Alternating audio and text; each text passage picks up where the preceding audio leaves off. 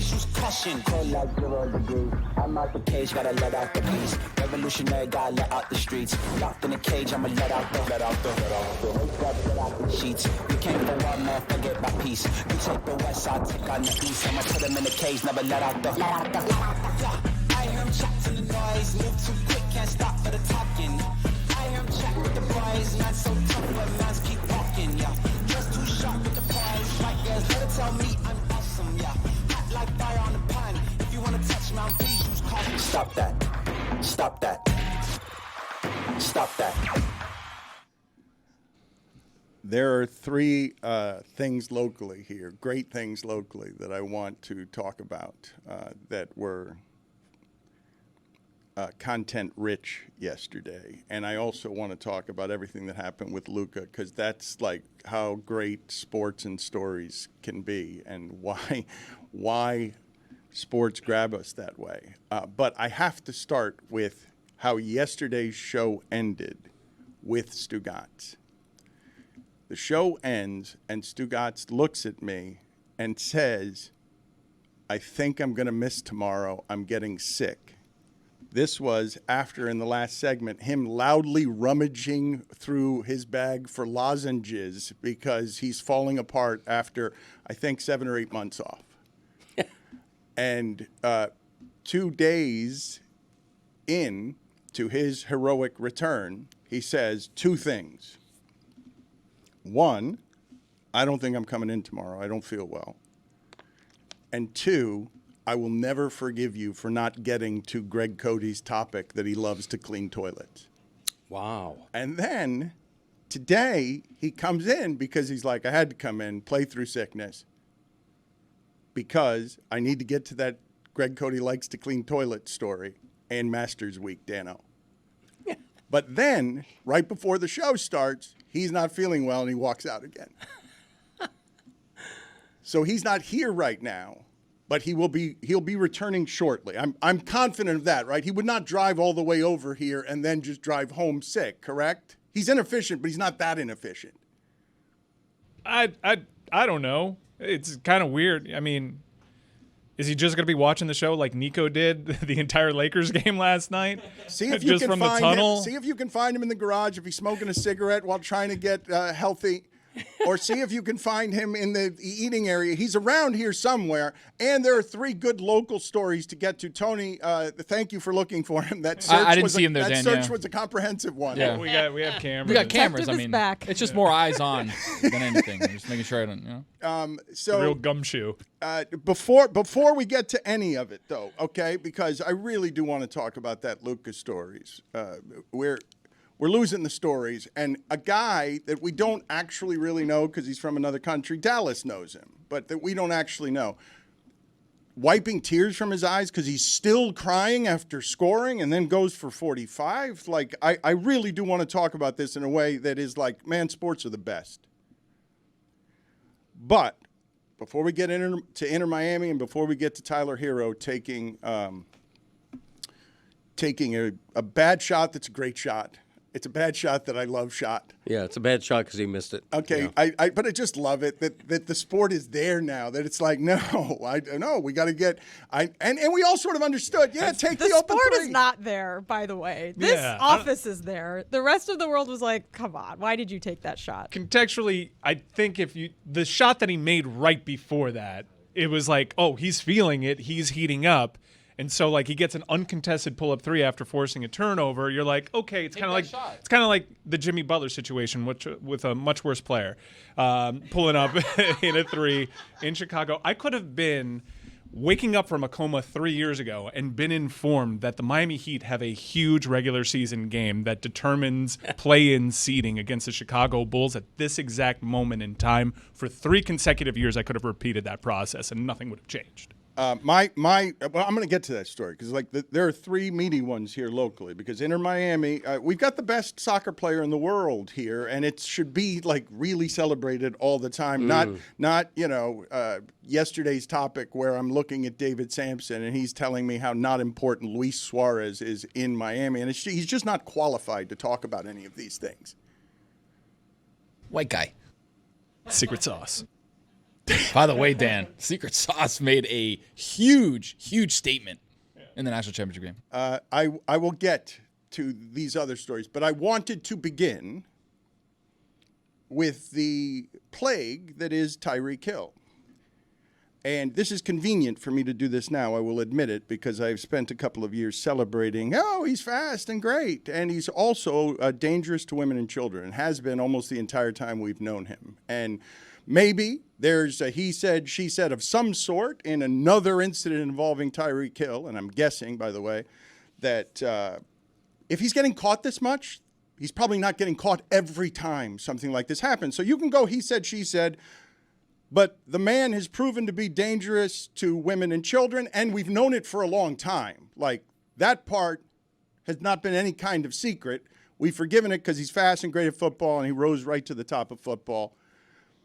And he's a menace who, even if there's another side to what happened this time, what about all the other times that you just can't be trusted to be mature, not reckless, foolish? And it happened so much that I'm embarrassed by the way we've covered him in retrospect.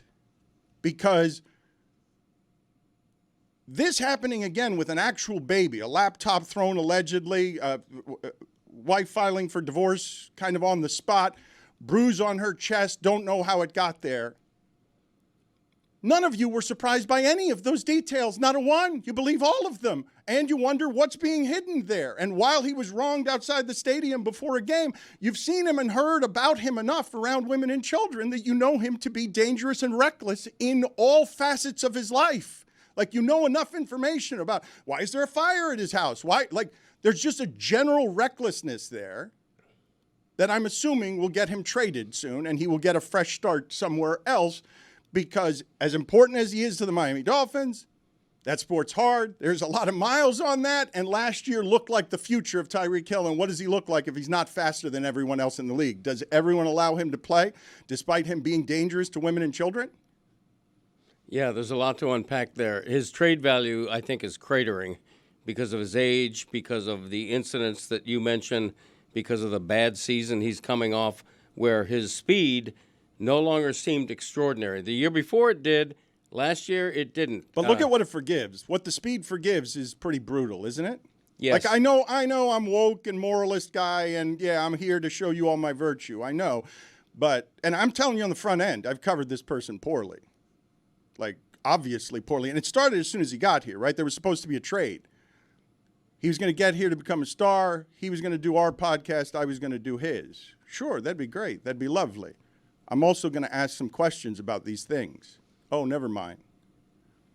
Welcome to how media and athletes interact as athletes take over and athletes get the power everywhere because they can turn on a microphone and their fandom is huge. Mm-hmm. And welcome to the trades all the media will make to buy all of the athletes who have all of those microphones and run off the people who were on television telling you woke and Disney's woke morally. Man, Tyreek Hill, this is a moral one, isn't it? Just trading like all of your convictions about what an athlete should be as a person in exchange for very obvious speed. So overt to the eye, it can't be denied. Faster than anyone in the league. Forgives everything. Forgives bruises on your wife's chest as she files for divorce. And I say all of this, like, it's allegedly yesterday, but we could do this. We know all of this is true. Like, he's dangerous. Look, we have enough information. We don't. He can keep trying to rehabilitate himself, and football and sports will enable him because we made him a star here. You think ego and immaturity is going to go down when we make you a star? Even when you include the times where the perception is he was wrong, even when we've kind of deduced, no, he was wronged in this instance, there is still a pattern of behavior that you can't ignore. Constantly being found in bad situations, even when he's innocent. Like things like his house catching on fire while he's a victim there, you wonder what is going on in this life. What does this person's life look like? And it's been the case before you acquired him. And it's been ever present while he was here, while he was being voted by his peers to be the top player in the league. It is curious, though, that the flames seem to get higher the second that arrow starts pointing down. And I'm just saying that. Agreed, and I'm guilty of it. As someone that's riding sidecar here on this Dolphin thing. Mike, I'm looking in a mirror here, and I do not like what I see. Like, I have not talked like this about him, and it's easier to do when he's not that good anymore. Like, I feel like I'm too. I'm not even sitting here. I'm not hitting you with self-righteous here. Like, you're owning up to it, but what naysayers will say is, like, you're owning up to it now. Awfully convenient when he's dipping. Buddy, but that's what the moral conundrum is. And you sat out the Deshaun Watson Browns, and that's I was amazed that you did it. You made a moral stand, and you made it publicly, and you were right. I didn't do it that way. Well, this is part of the problem, is it not? Like, that even a voice like me, allegedly progressive, will dance on the line of wherever it is that you find, well, he really helps my team. He makes me feel good. He's interesting to cover. A regional team for 25 years that hasn't won a playoff game in a longer drought than anyone but the Raiders. A team I've seen over the course of Greg Coty and my lifetime go from the winningest franchise in sports, a source of pride throughout the country, to a regional sports team that does not matter at all, nationally, and doesn't for a quarter century. I'm just trying to speak for parts of the audience, though. I made the decision that I made with Deshaun Watson and the Cleveland Browns. I have plenty of friends that were Browns fans that continue to tough it out. I don't judge them at all. I don't judge anybody that has a Tyreek Hill jersey. I really don't. I know it's complicated. In all facets of life, in art and in sports, you're going to be faced with these conundrums, and you're going to be hypocritical with a lot of them. Not every generation has been faced with these kinds of moral conundrums as pendulums in society swing. It's a complicated thing. I don't really fault anybody for it. I would say that we could have deduced from allegations, convictions, deals that were made, suspensions, reporting that's been done, even before he entered the league while he was still in college. We could deduce this guy ain't great. He's not a good guy. He's certainly a good football player. He's an elite football player.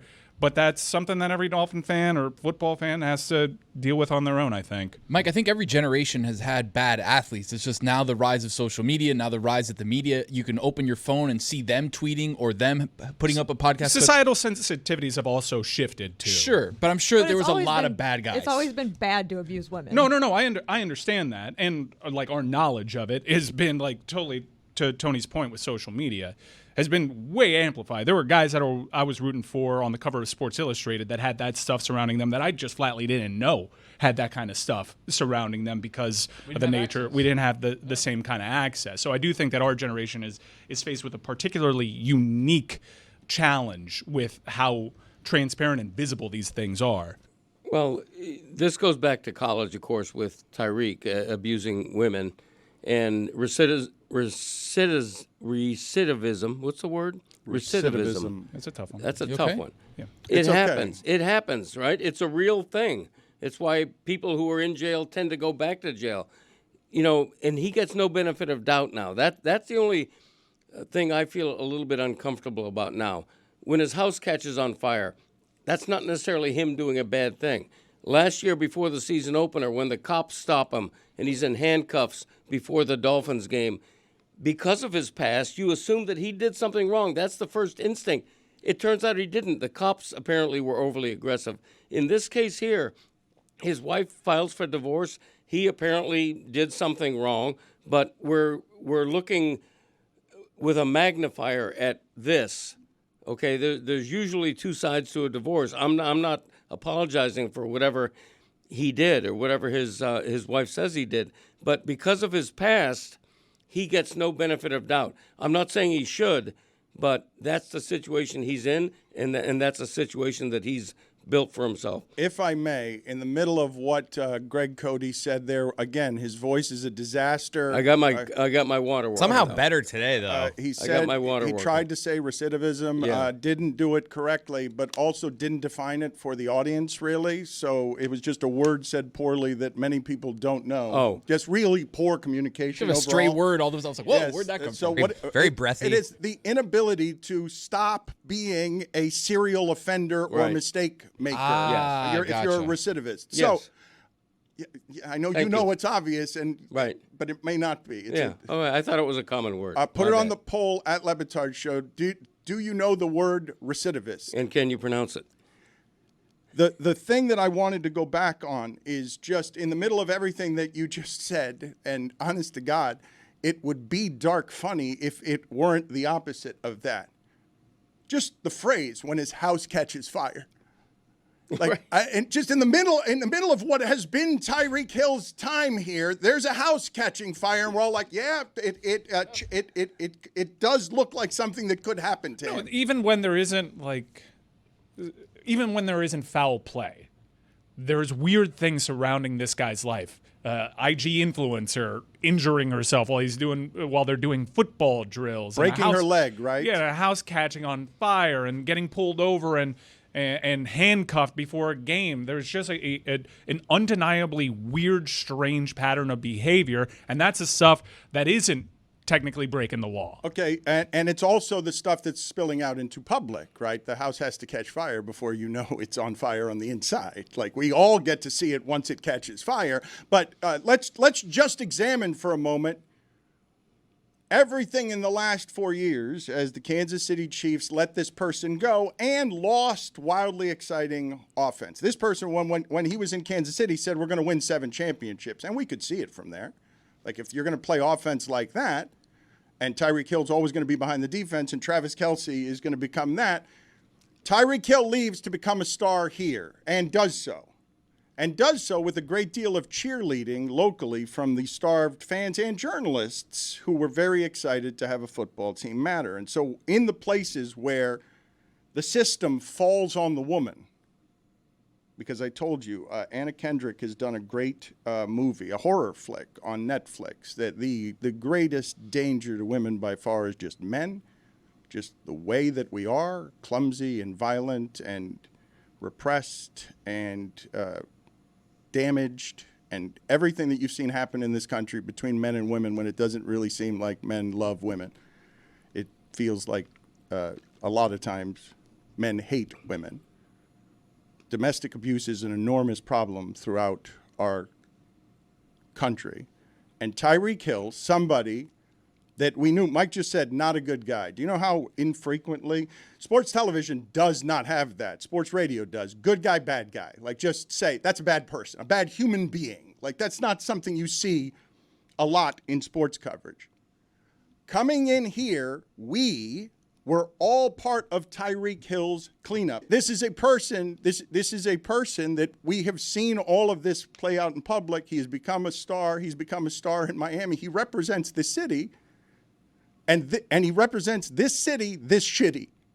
And he's one of the few guys that have been subject to, I don't even know if Greg wrote the Go Get 'em column for Tyreek Hill, but Greg is a long-time columnist that has covered this team. You know how infrequently the big swing for the major NFL-proven superstar never really connects for the Miami Dolphins. It never fails. And this market rallied around him after that electric first season. Right. And they were convinced of all the NFL films, whitewashing of this is a changed man and all that, because they were really excited to have someone like that. They had never really had someone like that outside of Ricky Williams. Tyreek Hill's one of the very few superstars that came over here and somehow got better. Right. I mean, it had been since Dan Marino where the Dolphins actually had a guy who you go, this is the best player in the league at his position.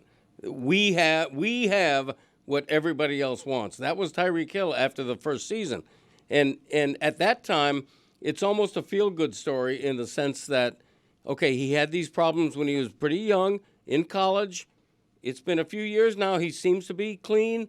We're going to forgive, right? We're going to forgive. He had problems on the Chiefs, too. Look, we laundered him. Come on, man. Come on. Like, Miami did some laundering here. We know what this is. It's fast. We like it. It makes us feel good. We'll snort it. He makes the team fast. Holy, the boy genius on the sideline. Look what happens when you got a fast guy who's faster than everyone else. And he gets arrested outside the stadium, and he's knocking over people on a boat, and he's careening wildly through Miami. I forgot about the boat incident. Back of the head slap, yeah. There's so many that we Yeah, forgot. that's true. No, but we laugh. No, look, I don't know how to do this correctly without telling you that I am embarrassed looking back at the last 3 years. Should we get you a mirror? Yes, please. You know what? A rear view mirror, though. No, get me. No, I want to look in the mirror and be disgusted by myself. Right. Put a mirror right here, so in front of the camera, so I can just stare at myself in public self-loathing and explain to you just how embarrassed I am by what this show has done. I'd like to hear from Jessica on this, because I have felt times talking about this that I am not strong enough, and I have felt that she has been maybe gentle in allowing our show to on Tyreek Hill specifically to let some stuff go that was that it felt from where I was standing like that would land on you as like, oh, these guys don't actually know how to talk about this. I agree. Yeah, I mean, not everyone in Miami was thrilled about that signing. I think a lot of people, especially in the media, like to wash over the numerous problems that he had before he came here and just say like, well, that's in the past now, you know. They never found him guilty of this or that, whatever.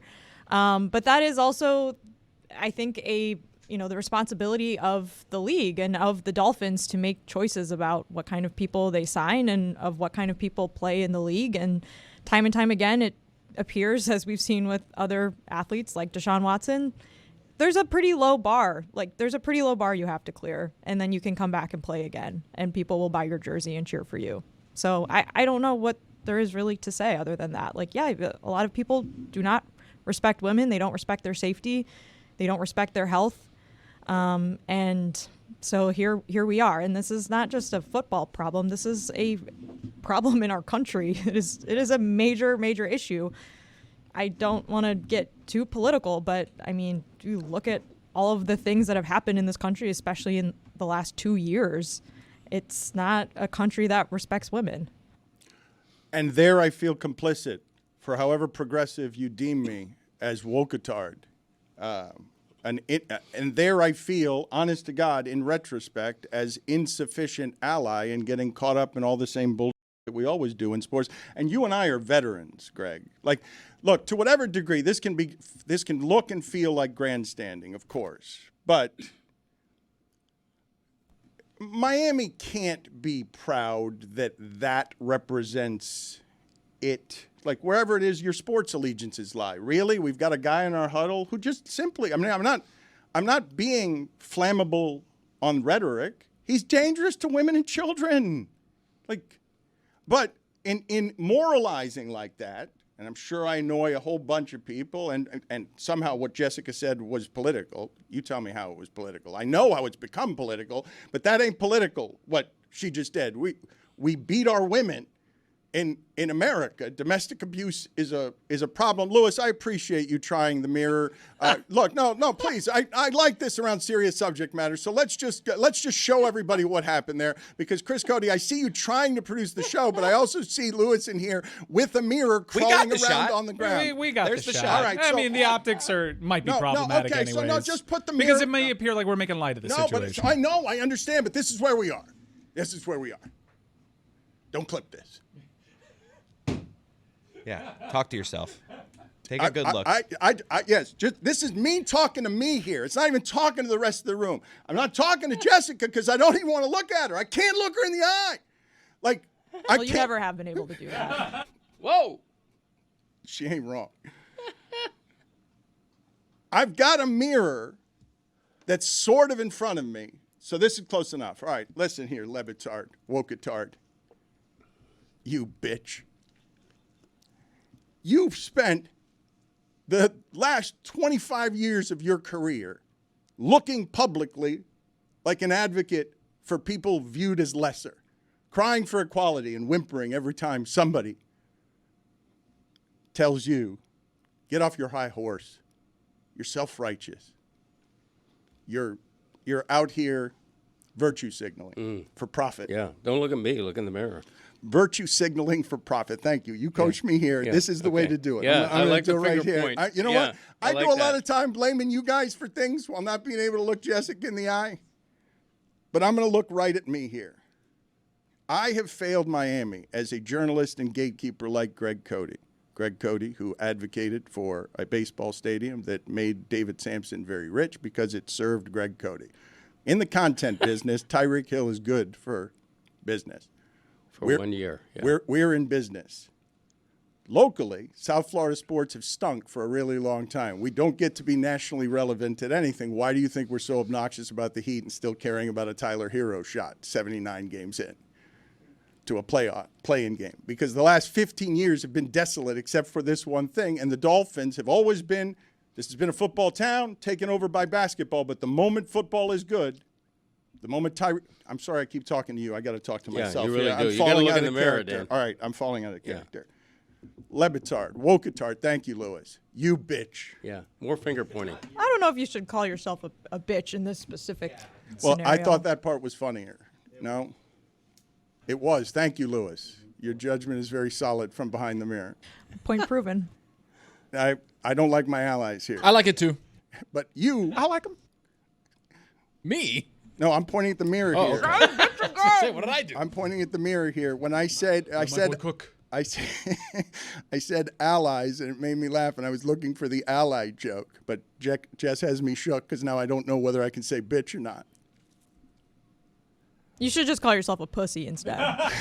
Finally.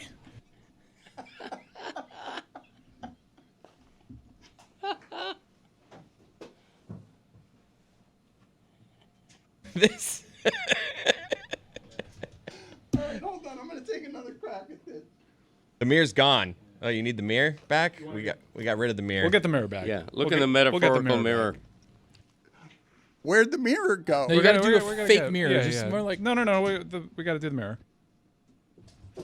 Can I get some producing on this so I could do it well? Yeah, I'm just hoping Greg talks for a little bit so I can feed you lines in your ear. All right, hold on. All right, hold got on a second. fingerprints on it. Hold on. Don't clip this. Don't clip this. Thank you, Lewis. There are fingerprints Yeah, it's a all bad over mirror. It's the all right. It's mirror. impossible How to do you hide want that, him to Lewis. hold it? It's all right.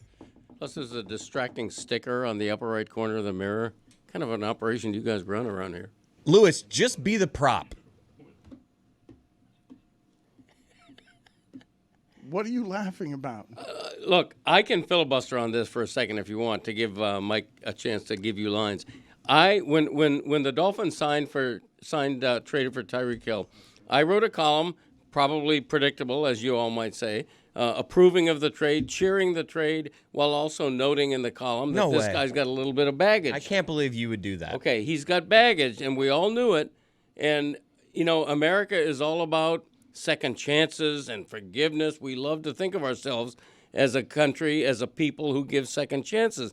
As a small example, in the Masters tournament beginning this week at Augusta, there's a player in the field, a former champion, who just got out of jail. He spent 2 years in prison for abusing women. Okay? That makes him a bad guy to a lot of people. And in reality, this guy did time. But does he deserve a second chance? Does he deserve to be in the Masters field? And there's controversy about that right now in golf. It's the same thing with Tyreek Hill. He's a troubled person. Okay, I don't know if that makes him a bad person. A year ago, everybody loved Tyreek Hill. Okay, we were overlooking a lot of stuff. And now, in the context of him coming off a bad season that suddenly makes him seem like an old retread player, this is magnified what just happened. Okay, he's going through a divorce. I feel bad for him. I feel bad for anybody going through a divorce.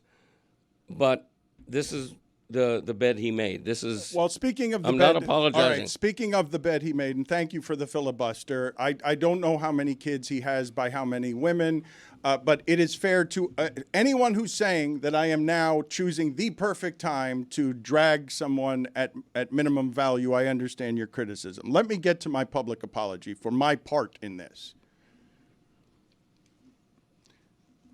Wokatard, you.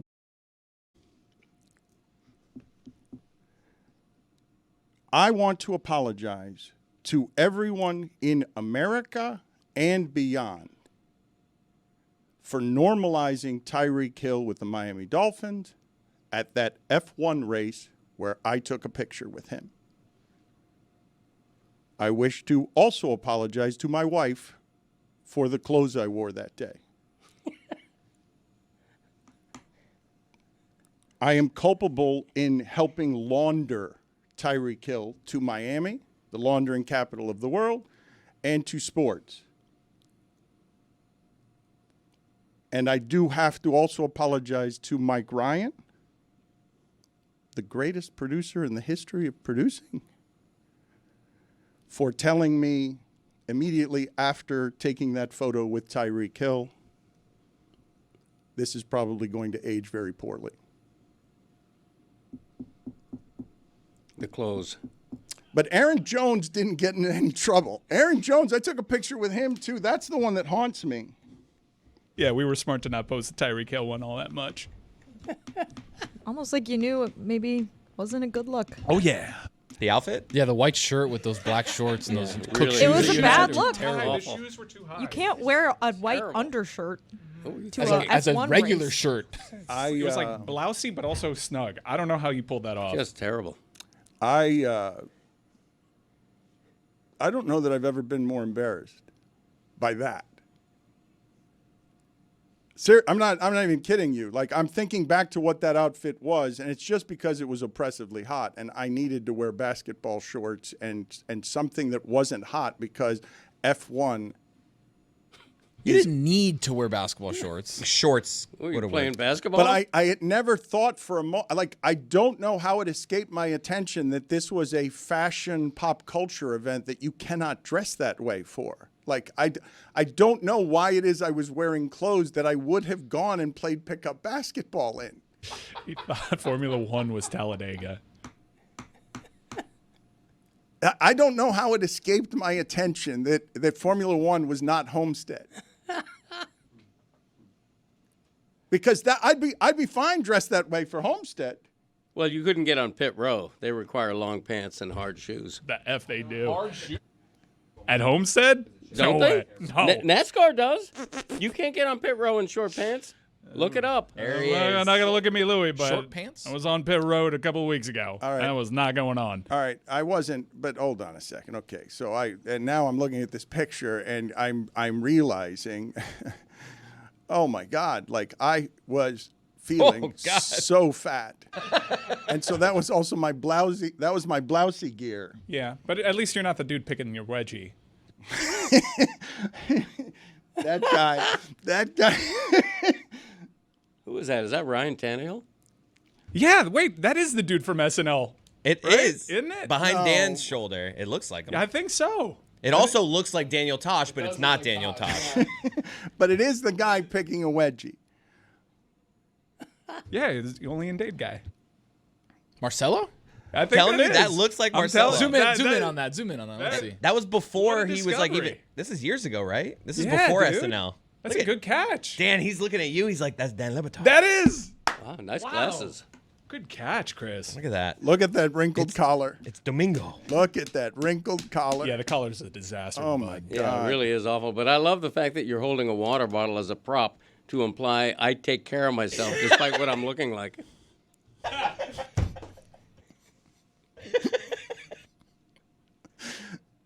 Daniel Tosh looked like for sure picking a wedgie. This is like the inception of mirrors. Like I'm This is a looking. crazy photo. No, that's Tosh. That's Tosh. Hold on. Oh, Not. wow. That was one of like we knew that guy. A young Ryan Tannehill. Yeah, that was a contact at Red Bull. But it's not Tosh. Wow, what a time capsule of a photo. What a time. Where's Stugotz? Do you think he planned to just sit out the Tyreek Hill segment? Did you tell him where you were starting and that's why you left? No, I don't. Do we have cameras outside? Do we have? I still don't see him. I walked by. Is his but- car still there? Well, what's his car? You tell us. Which loaner courtesy vehicle did he pull up in today? I'll go outside see if I see a decal somewhere that says. Wait. How would hold- we have more Hold- information on this than you? Hold on. Well, wait a minute. Hold on. What do you mean? Mike, hold on a second.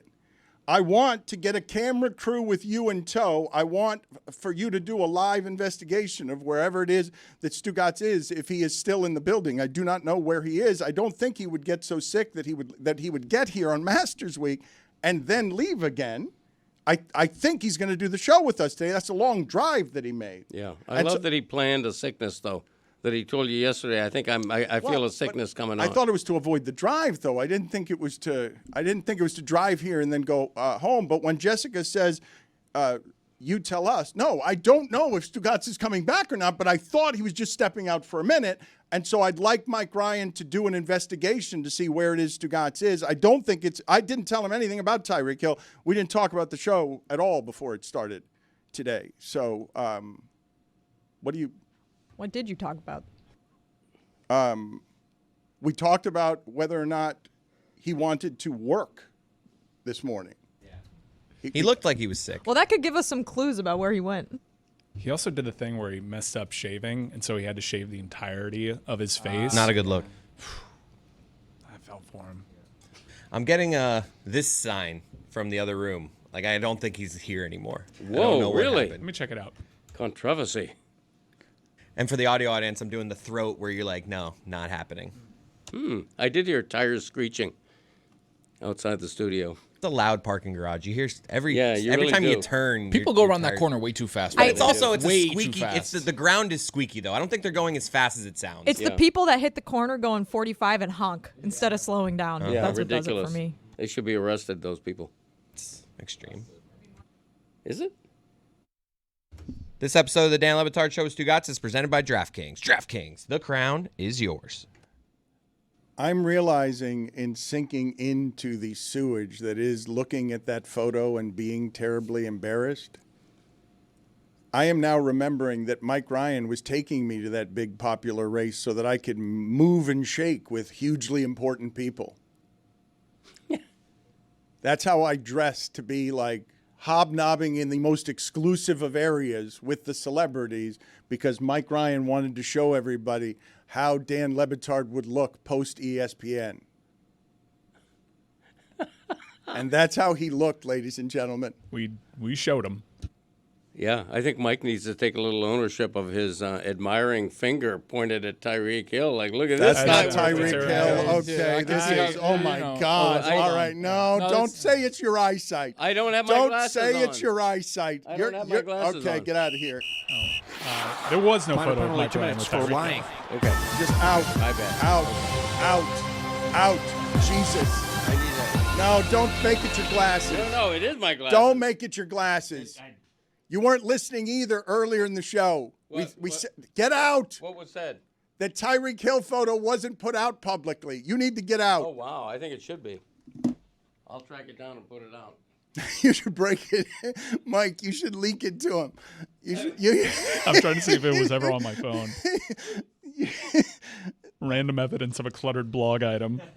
Is that thing still around? No, Oh, what a run. When did that die? I think it died. Like 8 years ago, probably. yeah, no. right? I think when he's Pandemic casualty around the movie. podcast time, he went from now he does podcast. Chris, you are so disrespectful to knowledge about your father's career. Nah, I know of it. I've seen of it. You thought it was still here. Okay, but I'm not out here. I look, okay. I have found more photos of very clearly the SNL guy, though. That was cool because he was like looking at like, oh, look at these guys. Wait a minute. And Can now you- he would be the wait, biggest can- star well, there. but can you guys please, like, what you're doing is really offensive. You say the SNL guy. Not only is he good, he's the one who did Immigrant Dad with Chappelle. He's representing Miami in young comedy. And he has a name, but I don't know it, and we're being really disrespectful by not knowing it. Like this is a person in Miami who should matter to people as a funny person bringing Hispanic humor to SNL. And back then, he was just a young man looking up to his hero who was dressed that way. He's wearing a Lebo hat in this photo, too. He was a big fan. We Is should that have him on, Dan. is that Daniel Tosh? Has to be. It's not. Wait, there's a comedian from Miami that we haven't had on the show that's on SNL that went to the same high school as Billy. That likes Dan? Yeah. And he used to respect me, and I dressed that way.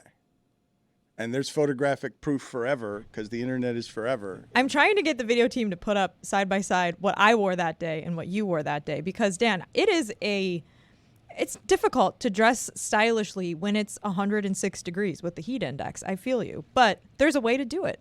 And unfortunately, you failed. Yeah, I didn't know how to do it, and I am embarrassed by that. It's ELO, Dan. That's what you were looking for. That's what you needed to wear, top to bottom, ELO, just everywhere.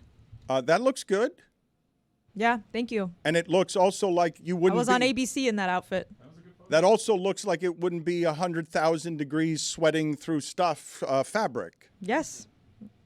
I'll teach you some pointers. Well, my wife has. F1's back in Miami Since in 3 weeks. I'm embarrassed. Well, we've been invited to be out there, Jess. I asked about this. Do we know if Kristen has done anything? It seems like a very loud place to try to do this show. It seems like that would not be a great listening experience. Not pun intended. I think the wheels are in motion for F1 Miami this year, Dan. For us to do some stuff with them? Yes, and now that I think about it, you started changing your personal style. It's not too far after this photo was on the internet.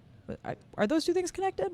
Well, no, what is connected to this, and I can't help but see it in all the photos and all of the stress in my face and the fat, and this is when my brother was dying, right? So, like, I'm wearing it, and so I'm trying to wear a disguise. It's Lebo's fault.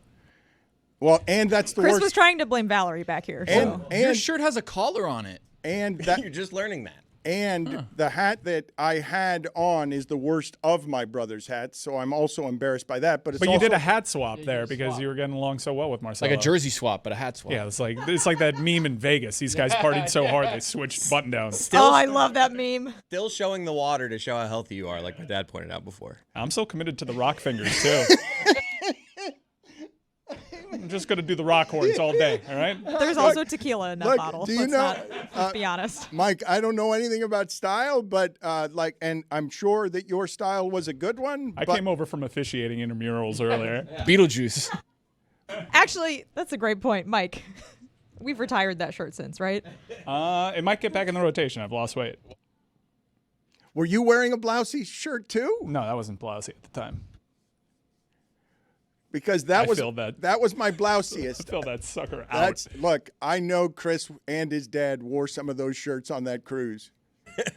That was dinner. Whenever mom wants one night out, we're going to the damn cruise ship restaurant and you boys are going to dress up. I am certain that Chris Cody brought out one of the rumpled blousey shirts that fat men everywhere can identify with. Where'd my dad go? I just realized that. He got kicked out. It's the penalty box. Does he not know how He's this works? just chilling watching the show. Does he not know that the penalty box, 2 minutes for lying? How does he not know how the show works? How? What does he do? Please explain to me. Producer, son, explain to me what happened with your father that he doesn't know a 2-minute penalty for lying and for making the mistake that two black men looked alike.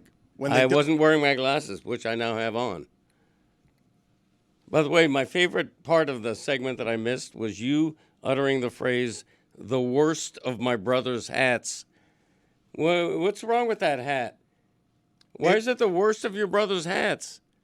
It's ill-fitting. It is a material that I don't like. Did you hit the hookah like during the break? What happened to your Luka voice? Doncic. I mean, I'm out of water here. I can't get a water in this place. There's no bottled water. You got to drink it out of a tap. Greg, That's because your generation We're just saving bottles, baby. pillaged the earth of all of its natural resources. We're trying to save it. One saved plastic bottle at a time, I'm Greg. in favor of that. Soon have less fluoride.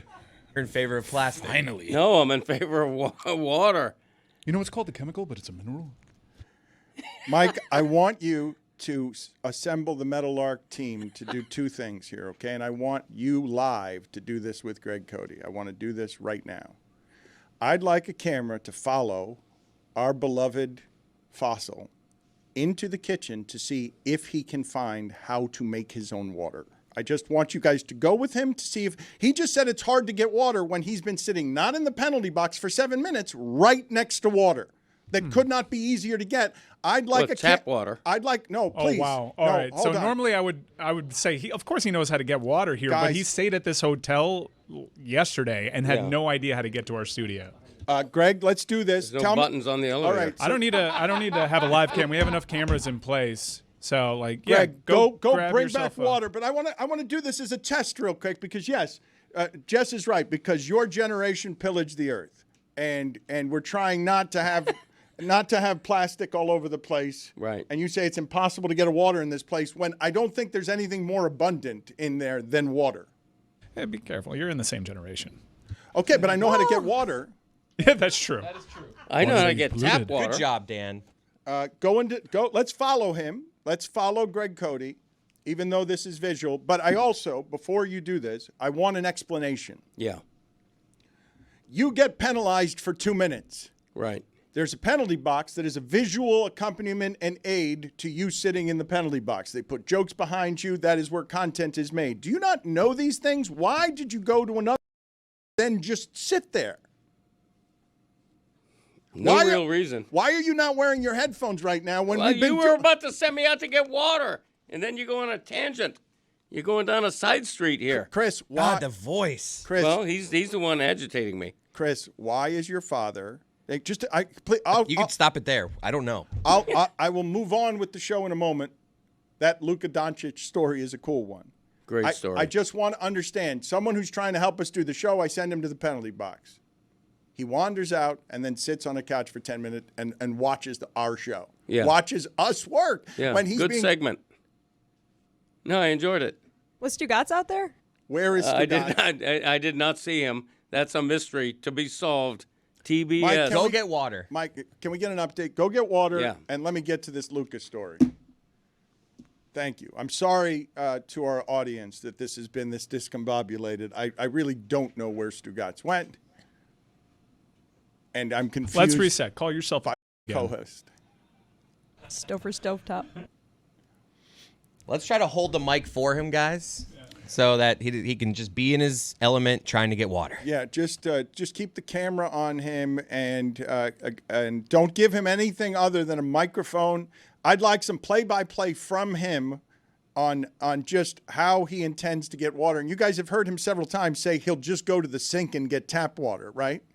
I wish we were doing this on April 1st so he could have gotten got by the bevy April Fool's jokes, Chris. Yeah, he's the worst. All right, Dad, if you can hear us right now, start getting water. Show us your process to get water. But hold the mic, Greg. Hold the microphone, please. Just hold your own microphone and be a Okay. professional broadcaster, Yeah, please. okay. First of all, I'm looking for bottled water. I don't see any. I see oat creamer. Can't see Rose at all. Oat creamer. Ridiculous. I see Coke, Sprite, Miller Lite. That's tempting. Goat milk. Or oat milk. What is it? Half and half. Yeah, we don't need to Seriously, read every item. Yeah, you don't need to- You don't need to read every item. There's no water in here. There's a tequila that invented tequila. All right, there. so look Let's around. go. Now, if you were by I'm yourself, completely right.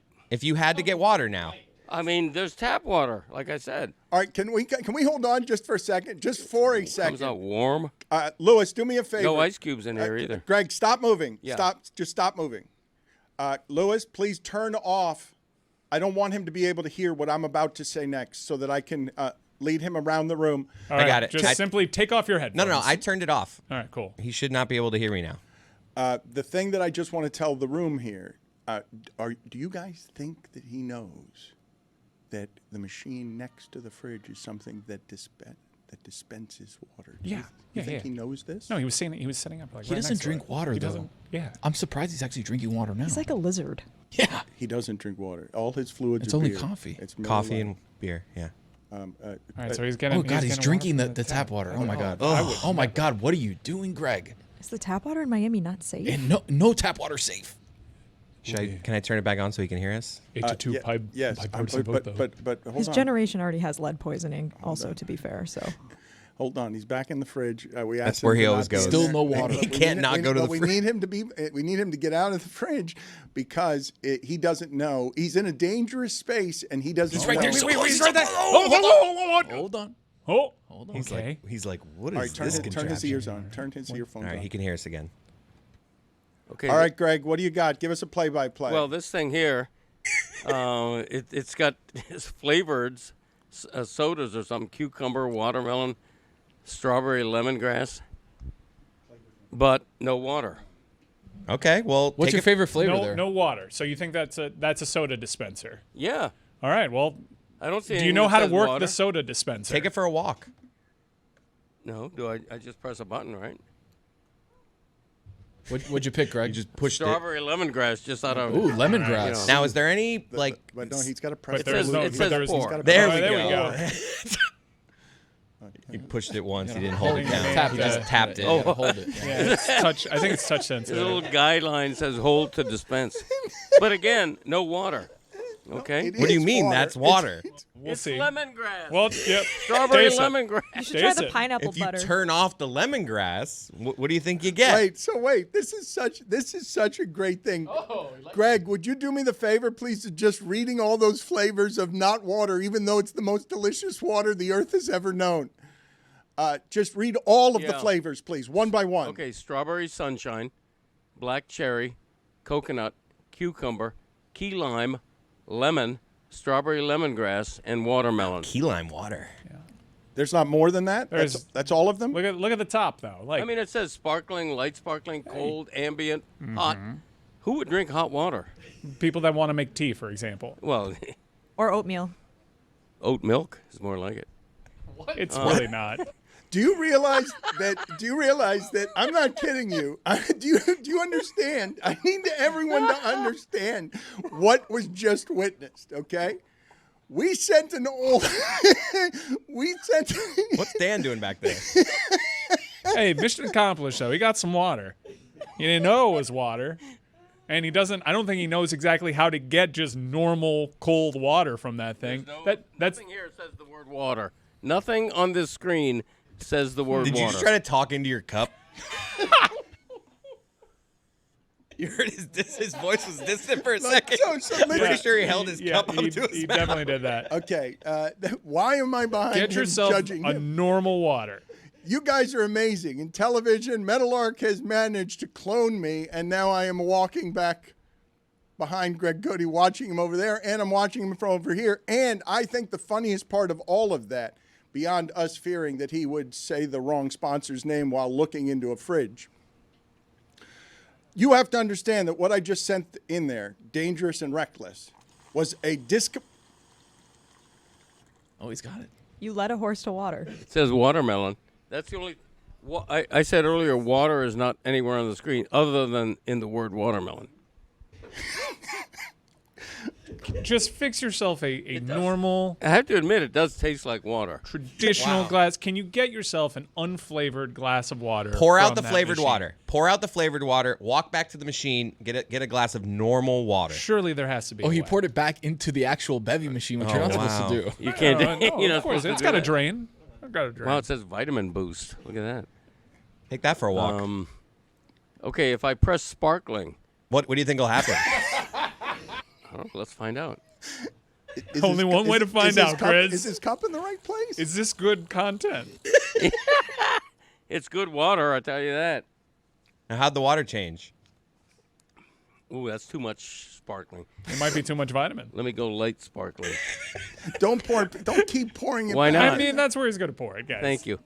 Light sparkling. We're literally trying to teach an old dog new tricks. Okay, but again, we don't know this is water.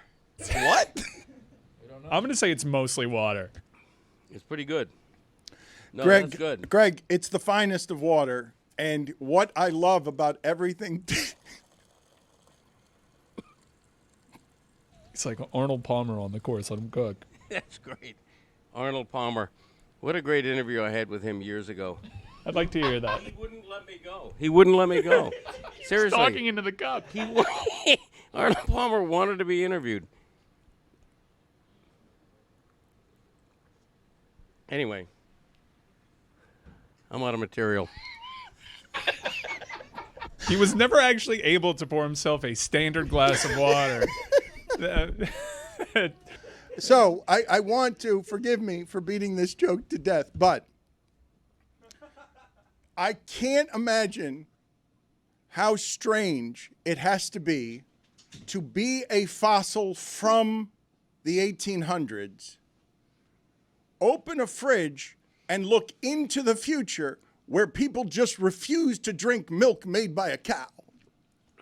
And so Greg's looking into the future as his fossilized self and saying, where's the good stuff around here? Where's the bottled water? That's not good for the environment. It's recyclable. I'm sure you're going to recycle that the way your son does on the way out when he throws it in the staircase. I recycle. Yeah, I'm sure you've taught him, and I'm sure the Codys do a lot of recycling with everything like that bottle. We'll be very careful, both of them, to make sure that that bottle gets recycled. Christopher will tell you one of the first parental tips I ever gave my kids was don't litter. Which is why I left the cup inside. Because do-gooding starts at the ground floor. You're such a little Chris. It's not littering. It's inside.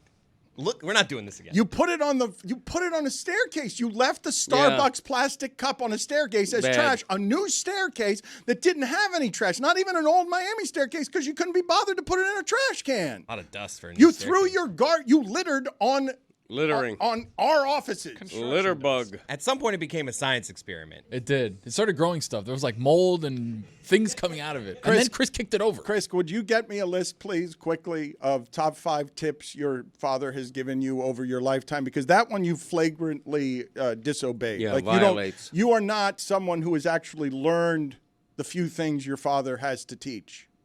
I don't litter. Well, yeah, we have proof. You're the only one we have proof of in the history of this office. You're the single employee that we have proof does litter. The cup had your name on it. Yep. Like it can't be more. Like it's not. I'm not a detective here. This was you. You did not do the crime in a way that was anonymous. Like we knew it was you. We spotted you. You came back from a vacation. We all called you on it. You've been proven guilty here. There's no room to maneuver. I could have left it outside. Could have walked out that door and thrown it on the street. Or that? there's a public garbage can outside. There is no garbage can. There's a down there. garbage can in our office. Yeah, but not in that stairwell. That's the other thing. He took 7 steps from the garbage can. Like that's the other thing about it. He literally had to pass the garbage can on his way to the stairwell. That's correct. He had a little more ice in the cup. That door's locked. Like if I walk back up, I got to knock on it to get back in. Like I'm just like, I'll leave this here. I'll get it in a day or two. In fairness, there Don't should wanna be a litter it. garbage can in every stairwell. There we go. There really should. I'll be. get You it. walk into a public garage in Bayside, surely there's a garbage can. Like, surely. Minor penalty, 2 minutes for lying. Chris Cody out of here. Should I go sit out here like my dad? I'll get it. I'll get it in a day or two. I'm gonna put it down here, but I'm gonna remember in a day or two. You can't remember a video I need that I told you about 4 minutes ago. See if you can find Stu. Luka Doncic in that story last night, a superstar making a basket with tears in his eyes. Regular season game, regular season doesn't matter. Regular season is stupid. Who cares? What I saw last night, the power of sports, the power of the story, is 2 human beings who probably care a great deal about being great at basketball, Anthony Davis and Luka Doncic.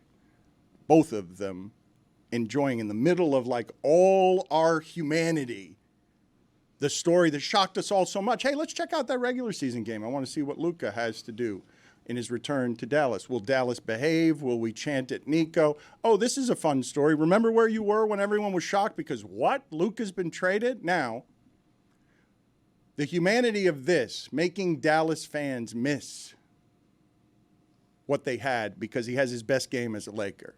Like the coolest game as a Laker. The game, Luka will not play many games the remainder of his career that feel the way that one do. Maybe not ever will he play a game that feels the way that one does. Because a couple months ago, we were all shocked. Now imagine how that shock lands on the 2 principals, Anthony Davis and Luka Doncic. Like, we were all shocked. We're going to tune in 2 months later to be like, or however many weeks later, how's this going to affect them? And Anthony Davis, one of the greatest basketball players I've ever had the pleasure of watching. You can make fun of him if you want. He's injured all the time or whatever. One of the 50 best I've ever seen. Reduced to the size of a postage stamp with the size of the night. And however it must have hurt if LeBron did indeed lie to him about I didn't know anything.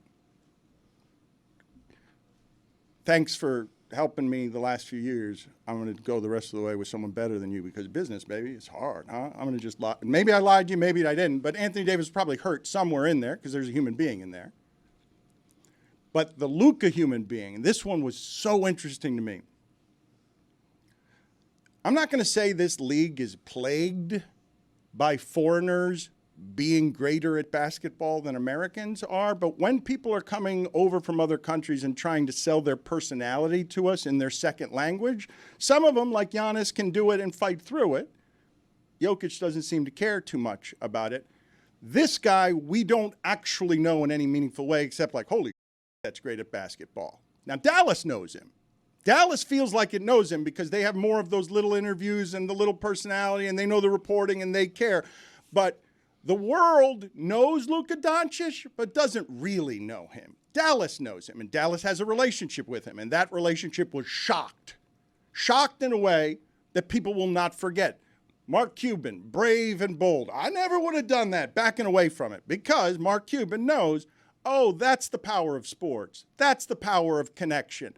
Oh, look, a regular season game. A guy does care because the fans have moved him with a video after, the Heat made that video real quick for Jimmy Butler. It was going to be longer than that, and then it was like, no, make it shorter than that. Let's cut that out. Let's get it out real quick. Dallas moved Luka last night, and he makes a basket wiping tears from his eyes. Are you shitting me? You're going to tell me these guys don't care? He's too fat. He's lazy. He got that good, fat and lazy. That was a moment. You're right. I didn't see it live. I've seen it on replay 2 or 3 times. And that is the power of sports. And the Dallas fans should be proud of themselves for the reaction they gave to him, which moved him to tears. Okay, but it's not just the power of sports. Forgive me for a second. It's the power of stories, and it's hard to tell them in your second language. Right. Like what's happening in that league with the greatness, as people say, I don't like Jokic's style. What are you talking about? What are you talking about? It's the most unstoppable thing that you've ever seen offensively, unless it's Luka. And these guys are distorting the sport. But at this moment, you've seen this guy play a ton of basketball. You know he cares. You've seen him emotional. You've seen him celebrate himself. You haven't seen him move to tears in a way that's just totally human. Totally human. In that sport where nobody's moved to tears, you got to be tougher than everybody else. You have to be you have to be physically stronger. Easy, it's basketball. Stop. Be tougher than everybody else. Mr. NASCAR over here. Come on. Mr. Every other sport. Yeah.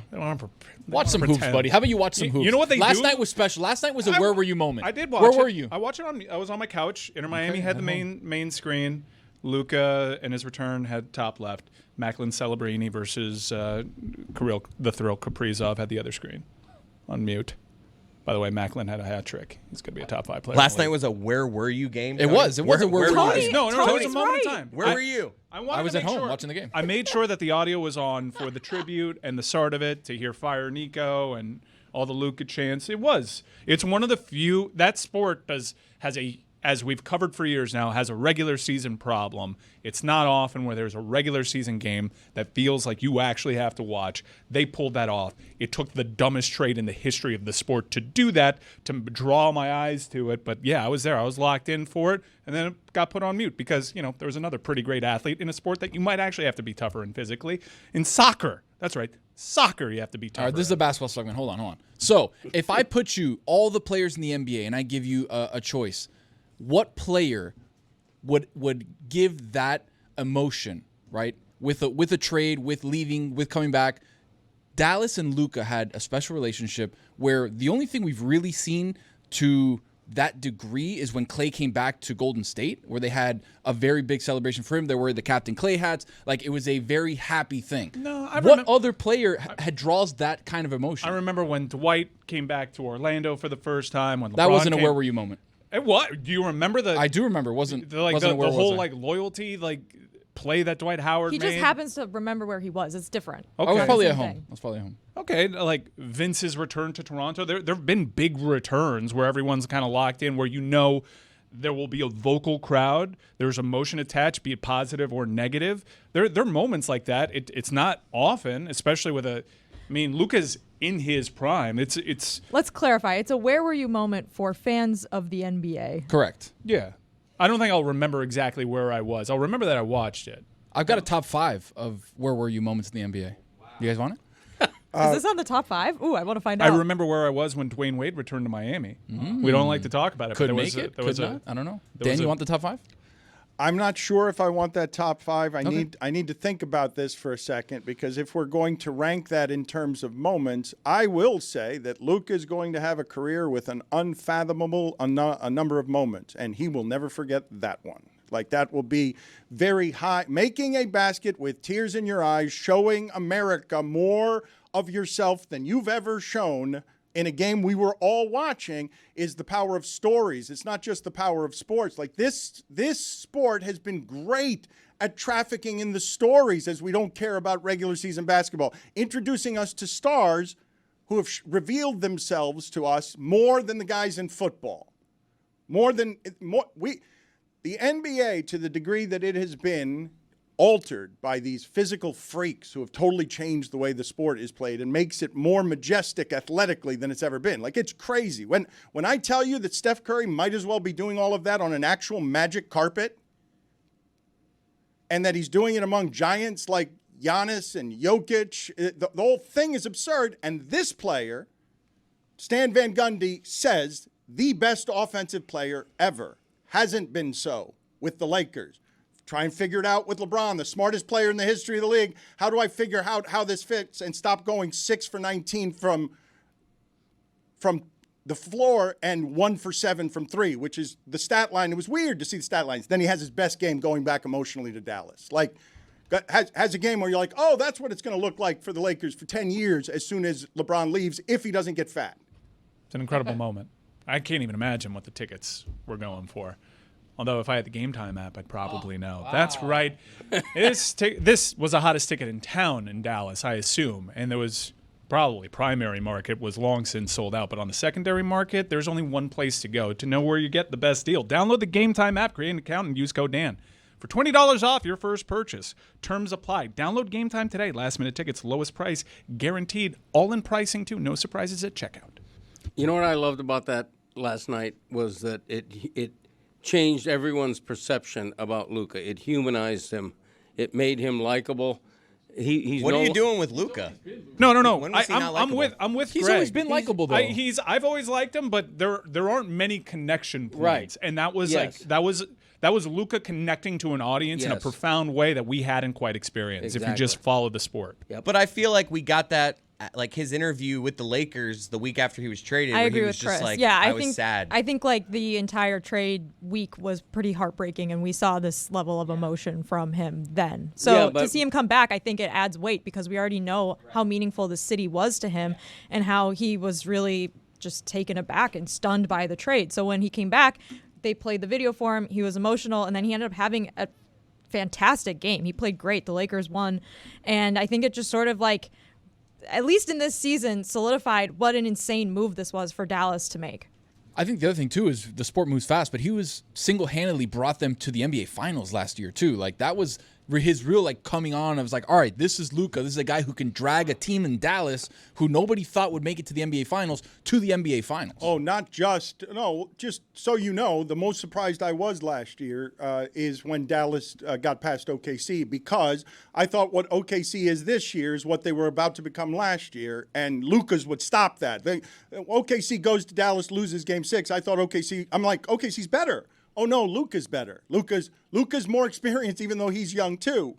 The thing that I found most interesting about all of this, though, in the center of it, the core of it, we were shocked when it happened because they traded the player. Luka and those fans are shocked because they traded that relationship. Like, that's the thing. It's not just, it's seismic as a transaction, lacking the humanity, where all of us are like, oh, holy.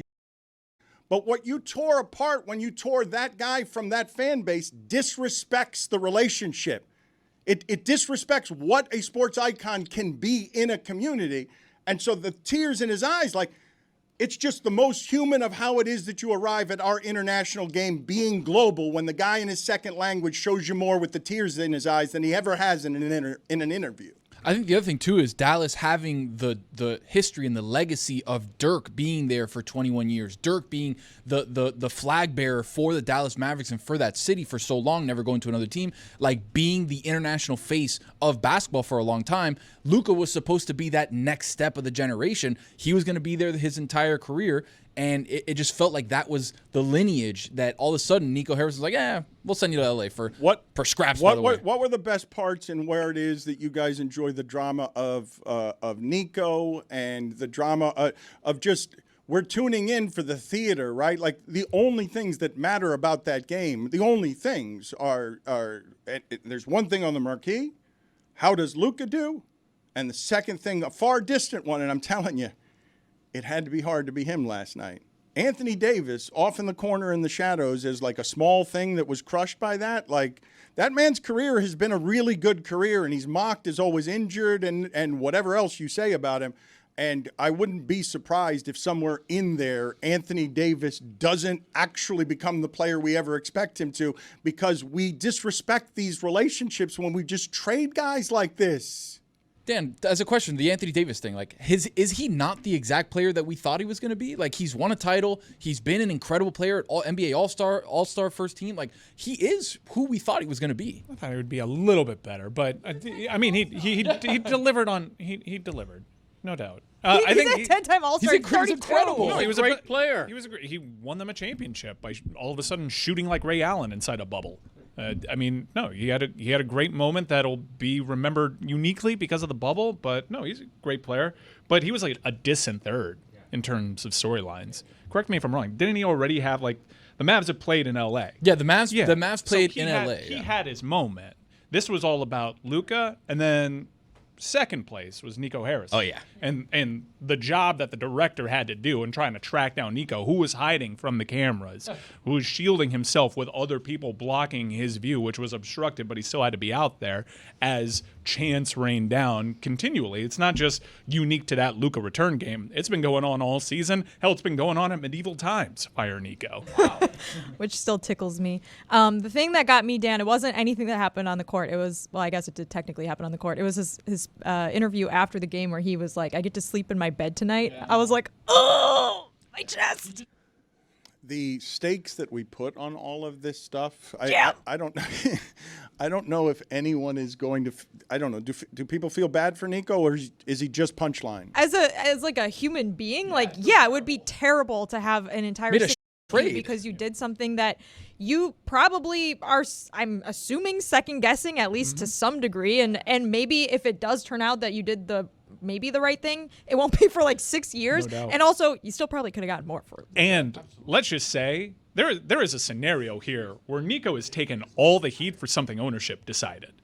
Like he doesn't make that move without ownership feeling strongly about this. That is a move that you have to have your convictions about. And Nico is like taking the entire brunt of it as a new ownership group, which follows a very popular owner, just kind of lets Nico out to dry in this scenario. I think it was more Nico than anything else. I think the Dumont family and the Adelson family have kind of like let him do his thing. He's had trades that have worked out in the past, but this one they were like, "All right, are you sure? Well, are you sure?" So but my point is, even if that's not the case, we wouldn't know. And there's a case there that he should just be wearing a hot dog costume the entire time because he's a person that did this. But can we just for a second though, because surely you guys find this part of it interesting, I would think. In the construct of where sports teams connect to their regions and what it means to be a sports owner, Mark Cuban was a sports owner who not only loved basketball, but also understood how rare and valuable it is to have a star like that who already has a relationship with your city. So you go from that owner to Mark Cuban, one of the most powerful, richest men in the world in today's America, getting swallowed by an ownership group that's very different and is not going to respect that relationship or anything about it that way. Hey, Nico, you're in charge. All right, go down there and just do whatever has to be done to, let's make this a little, what? He too much hookah? Okay, get him out of here. He's been drinking beer. What? Yeah, no, he's a top 5 player all time offensively, and Stan Van Gundy says the best he's ever seen offensively, and he's 25 years old, and you need to have that for 10 years. Yeah, just trade that. And now new ownership does what? It really wildly disrespects the previous relationship, blasphemes against it, and feels like it doesn't care about its customers, so you get protests in the street. And also, I wasn't saying this, but some people were saying Mark Cuban hugging him on the court after the game was a little look at me, Louie. I'm not saying that, though.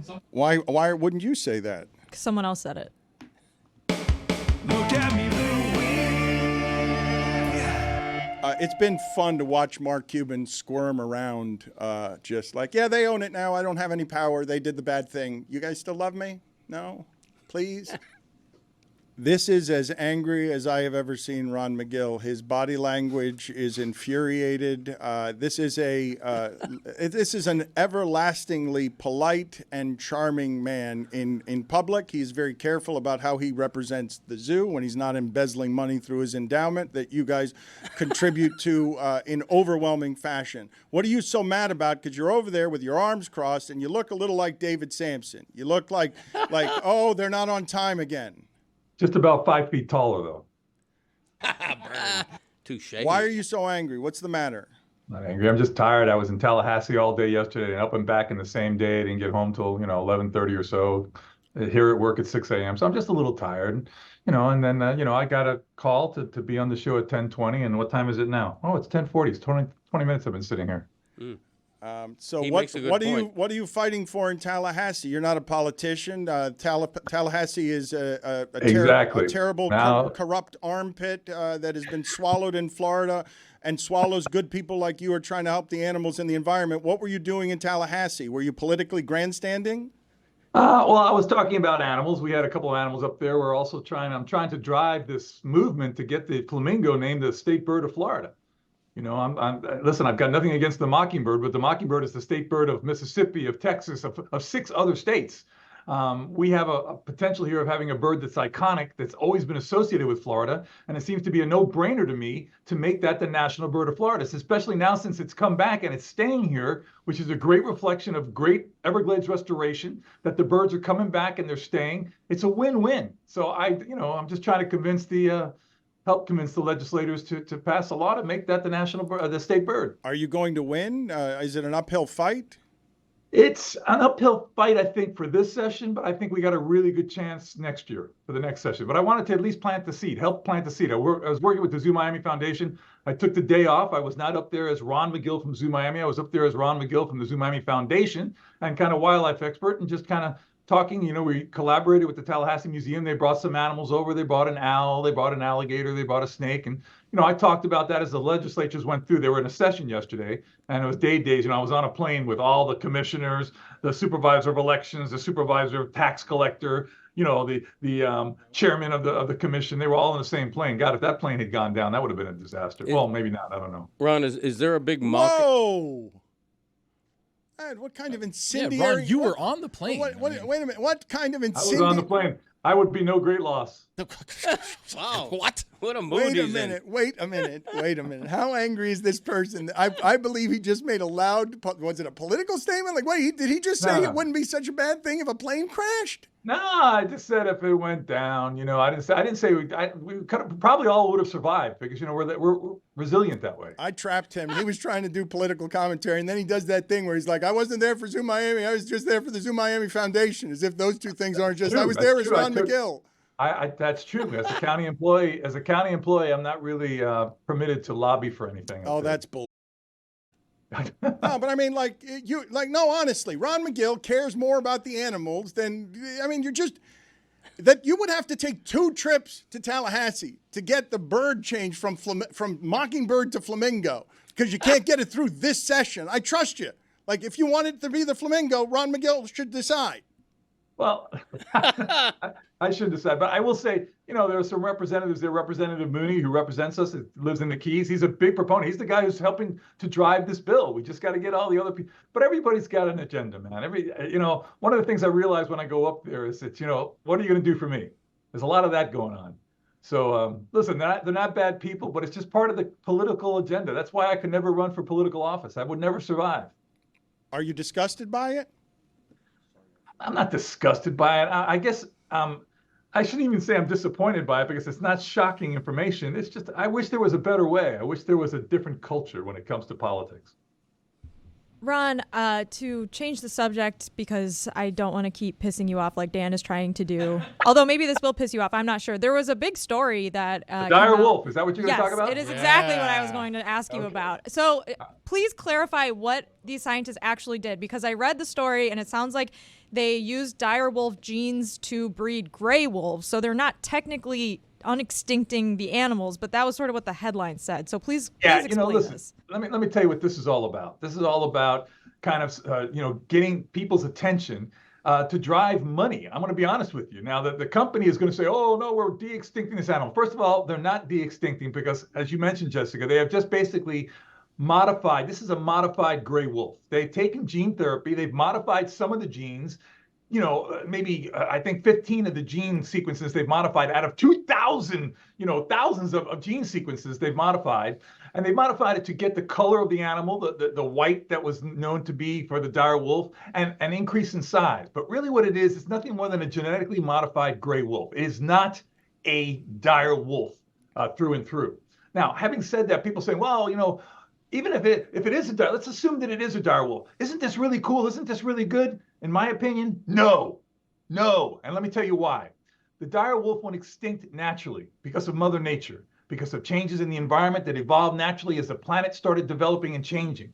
That's very different than an animal going extinct because man is shooting it or man is, exterminating it for some man-made reason, whether it be habitat destruction, whether it be pollution, whether it be hunting, whatever that is.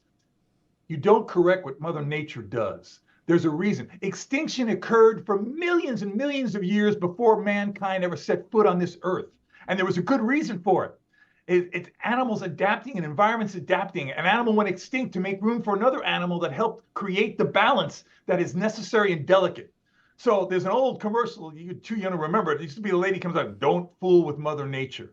This is a classic example of don't fool with Mother Nature. So I'm going to give you my personal opinion of what this company is doing. And this is not to say they're not getting some very important information that could be applied to science in the future. But this whole theory about, oh no, we're going to do dire wolves. We've got them in a secret location and we're taking care of them, they're protected. And they're trying to build up all this fascination, right, with dire wolves. Why? Because Game of Thrones. That was the animal in Game of Thrones. And what show had a bigger following than Game of Thrones? So now you got, oh, do you want to be part of Game of Thrones? Do you want to see real dire wolves? Well, we've got them at this secret location. And they're going to keep on doing this. The next thing they want to do is the woolly mammoth, right? So let's see what happens. You want to build that up? I'm telling you what they're going to do. They want to build a little Jurassic Park, so to speak, and have a ton of money. They've already had a ton of people invest millions and millions of dollars in this company because people see the return. The return, kind of like, come see these animals, like you used to see freaky animals in a circus, right? In a freak show, or just like the movie Jurassic Park. How did that movie begin, right? Oh, the dinosaurs. Oh, this is beautiful. Going back in time. How did it end? Okay, this is what you're looking at. This is what you're looking at. Do not fool with Mother Nature. There's a reason why animals go extinct. As long as it's not some accelerated thing due to man's abuse and man's neglect, leave it be. Do not try to change something because Mother Nature doesn't make mistakes. We make mistakes, but Mother Nature doesn't make mistakes. And if we start thinking we're going to start bringing back these extinct animals just to pander to people's fascination for something that, oh my God, I want to see it. I want to be the first because we have this fascination with these things that, have so been glorified over the years through mythology and stuff. All of a sudden, you're going to open Pandora's box. Well, I was right. I knew this was going to piss you off. I did see that they were, like you said, in a secret location. So is the point to breed them to say they're unextinct or whatever it is? Inextinct, I guess. But then they're just keeping them in captivity because obviously you can't introduce these wolves to the wild, right? So ethically, that's right. Very dubious, I would assume. That's right. You can't introduce these wolves to the wild. But hey, what's going to happen if one escapes? Oh, like the fencing in Jurassic Park goes down, a dinosaur gets out, no longer control. Oh my God, what are we going to do now? What if? Guys, do not fool with Mother Nature. I'm sorry, I'm banging the table, making things shake. Ron, what is an example of an animal that is gravely endangered, near extinction, or threatened with extinction, largely because of man's abuse, where you would be in favor of bringing that animal back? Some of the species of tiger, the Sumatran tiger, the Adax. I mean, there's approximately 300 of them left in the wild, and we're killing them off or removing that habitat. I would bring those animals back if we could have the habitat that they need to survive, because that habitat is all part of this balance that we have as a planet. People talk about countries and, political boundaries and stuff. Animals don't have political boundaries. When they migrate, they don't, bring their passports and check in through immigration. All this stuff is a very important balance for the entire health of the planet. It's our own health by protecting these animals. So when we have some of these animals that are in grave danger of extinction because of things that we've done, yeah, I would support trying to protect them with this type of knowledge, this type of science. Ron, going back to the colossal bioscience situation with the woolly mammoth, I think is a little bit more interesting too than the direwolf, because they were basically extracting those genes from like particles of teeth that they found in caves from 30,000 years ago. Obviously, we have more DNA, we have more stuff from woolly mammoths because they're much closer to the time that we live in now than those direwolf fragments or whatever that they found in some cave. Mm-hmm. Is that closer to being an actual woolly mammoth that they would recreate? Because obviously the dire wolf is a little bit further back. Would they actually be able to recreate a woolly mammoth? Well, I don't know, Tony, what specimens they have. I do know that they have found entire woolly mammoth calves frozen in ice as if they died yesterday. So obviously there's been some good tissue, some good DNA preserving going on there, which would provide them with more material, I guess, to extract from. I'm not a geneticist. I can't tell you how that's done. But assuming they could, I still don't think it's a good idea, even though 99% of the people say, oh my God, I just want to see one alive moving. Again, this is dangerous, guys. This is dangerous. Go to a museum, look at the bones, look at things as they were, and realize there was a reason why they became extinct. Chris Cody was whispering to me the entire time, distracting me from all of this historic knowledge and righteous indignation that you have, because he kept saying, I always thought it was great danger. Grave danger? What the hell's that? It's look it up, Cody. Okay. Yeah, it's the way it's said. But I think great danger works too. This is some... They both work. Some listen, great there's danger many here. words that could be substituted to mean the same thing. That's what we call synonyms. Some of you never saw Teenage Mutant Ninja Turtles 2, The Secret of the Ooze, and it shows. Great and grave are not the same thing. I would imagine that Greg Cody is mortified by how little his son knows about words. I mean, they're similar in context. They're often used interchangeably. Thank you, Dad. But a grave situation is a situation where peril where I might end up in a grave. Is that what we're doing there? No, it really grave. is. We got grave. No. It's a grave danger. No, over see, here. you're looking at the word literally. A grave situation is a situation with danger, with peril involved. The author has spoken. Ron, can you forgive me for my ignorance here? I only have pieces of information, but Valerie exclaimed yesterday that within the last couple of years, I think it was an old news story, an underwater T-Rex had been discovered, and I did not know that was a thing. Like, did you know that was a thing? I don't know of an underwater T-Rex in such that a T-Rex that lived underwater. I know they have found fossil records of T-Rexes that are now submerged, but that's because when the T-Rex died, it was not necessarily land that was underwater. As the ice age diminished, sea levels rose, and therefore you had bones that might have been on the coastline or something that all of a sudden now are underwater. It's like the state of Florida. If you walk in the state of Florida, you dig down 6 inches down here, you'll be in a coral rock because this was originally all underwater. There's no underwater T-Rex, man. Now they swim? They could swim. That's a misnomer because the small arms. But it would be hard to swim. But I can't believe the T-Rex I don't think they swim. could swim. And there's no such thing as an underwater T-Rex, only because there's no reptile that lives underwater. No, but wait a minute. If a T-Rex can swim, then there is such a thing as an underwater reptile. No. It just makes it a reptile. I don't think it. It's presently submerged. Dan.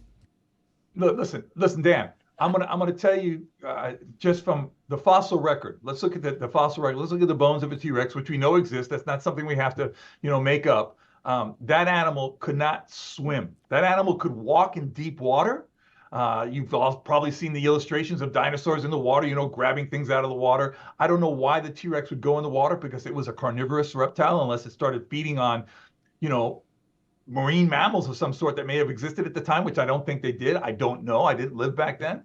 But Cody did. Certainly a T-Rex could have waded into the water. It was a tall animal. It could have gone into deep water. Why is Cody laughing like that? Is it just this whole conversation is going south very quickly? No, Cody lived back then. Yeah, he made I got it. the usual reference about So me being unnecessary. from prehistoric times. Dan, if I'm swimming in the ocean, I'm not an underwater human. You are underwater when you're swimming. There's no disputing that. None of you are not swimming you don't under But I'm not the water. called- Yeah, but you're not making a ruling on an entire species That's based right. on him, I having got a few partial Ritas information. in the I was half in the surf. listening. I got a lot on my mind. I was half Well, listening listen, to what my wife explained. a million years from now, there could be a race of a new species of intelligent beings after humans become extinct, and they could find human bones down under the water in the middle of the Atlantic and think, oh, look at this. There were underwater humans. Ron, there might have been the wreck of the Titanic. Who knows? Forgive me, the segment got away from me. I've got a bunch of video here I didn't get to, but we do have a video that I wanted to show you to continue this uncomfortable thing of where we show you your son's work. Now, your son Sean has been hired as a mercenary, a hired gun, to make a couple of things for us, and I have not seen them before they air. I don't trust anybody with that. We trust your son here. He's making things, and he went out with the Codys, because Cody said the other day that he would be a great professional actor. All he would need was a couple of classes. So we said, all right, let's try this. And then Greg Cody went with Sean Magill and his son, and they took an acting class. And later that day, Greg Cody got lost in the Elser Hotel because it doesn't have buttons on the elevators. And on the way to work, after sleeping in the hotel, he wasn't able to get to work. So your son didn't have much to work with here in terms of both intellect or self-awareness. Are you ready for this video of Greg Cody and his son taking an acting class, and to tell me what you think of your son's work?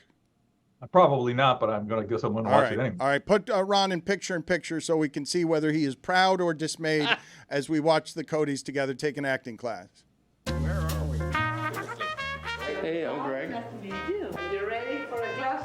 Why not? This man said he could be an actor, and we put him to the test. We were at an acting class. He's got his hair It's about combed. to That's start a nice. little bit. Yeah. How are you feeling going into it? Obviously, people know about my acting background. Okay. The idea that I'm here for an acting class is a bit demeaning in the sense that We're gonna do the extra you thing. go back to 1980. Okay, I'm a Miami Herald writer for my whole career. A very, very popular film called Absence of Malice is being recorded at the Miami Herald building. You were an extra. We don't need a whole long story Sally here. Field, Paul Newman, Not you. the late great Sidney Pollack. I have a big scene in a near background shot, and the rest is history. And so 40, 50, whatever, 50, 45 years later, I'm here to take an acting class just for fun. Today is going to be fantastic. We're going to do a little bit of breathing. Let's breathe. A warm up. A little bit of energy, guys, that we need for the class today. Woo! And then a little bit of improv. Oh, doctor, do you think my breast implants are good? Great. We're going to start with a little bit of breathing, as you know. Breathe in.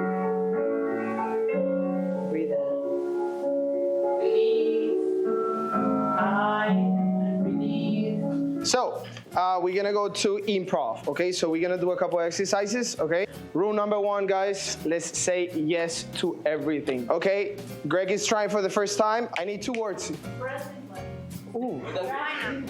Breast implants, that's 2 words, but that's okay. And pineapple, I love that. Okay, let's go. Oh my God. Let's go. Sir, when I say 3, 2, 1, improv, whatever comes to mind, guys. A lot of Tough energy. spot. 3, 2, 1, improv. So, doctor, do you think my breast implants are good or they need to be bigger? They look fantastic as is. How do you enjoy them? It's awesome. My clients say it's awesome. I feel like you wanted bigger. I feel like you wanted pineapple size. Pineapple size? Yes, is that possible? Is that true? Because I heard that rumor. You're the doctor. I don't know. You told me. No, I think they look fine as if they're like small pineapples. This is a classic one, but it's really fun. We are in an elevator right now. The elevator is just gonna get stuck. Action. Oh, you guys okay? Yeah. We're stuck. Feels like non-movement. Wait. Try to call. Try to. What's going on? Okay, you're way too skinny for that. Okay. You're way too skinny for that. Your baby. Oh my God, I'm She's hungry. having a baby. I'm hungry. Anybody get a burger? You need to get the baby. Okay. You need to get the baby out. I'm gonna do that. Okay, I can't do it because I'm the father. No! Walter? Yes. Walter? Wait, you know him? Yeah. Stewart? I am Walter Stewart. What? You're my biological father? Son. Great job, everybody. Great job. Follow the music and follow each other.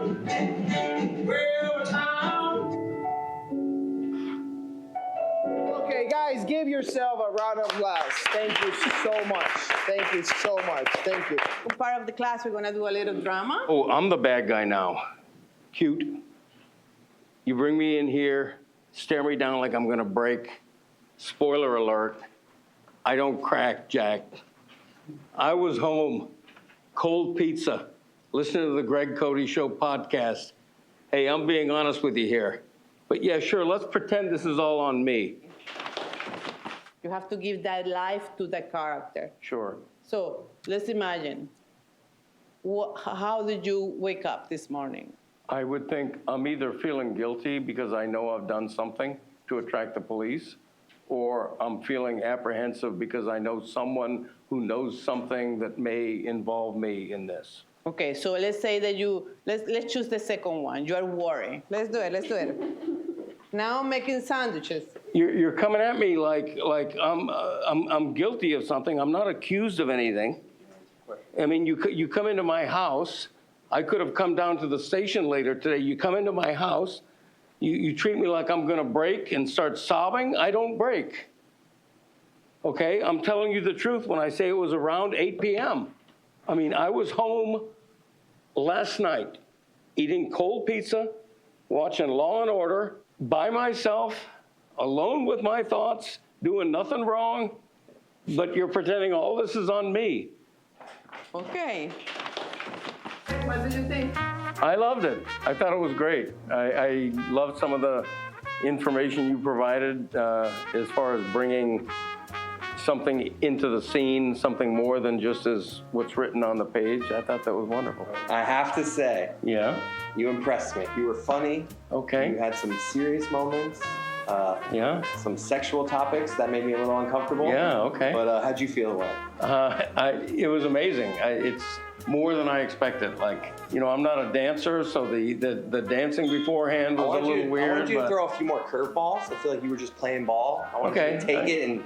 Okay, I threw in a Greg Cody Show reference, podcast reference, so that's about all I could do. You're tired. This guy's been acting for like 2 hours. I'm telling you what, I need to uncork a, Okay, all right, that's good. Okay.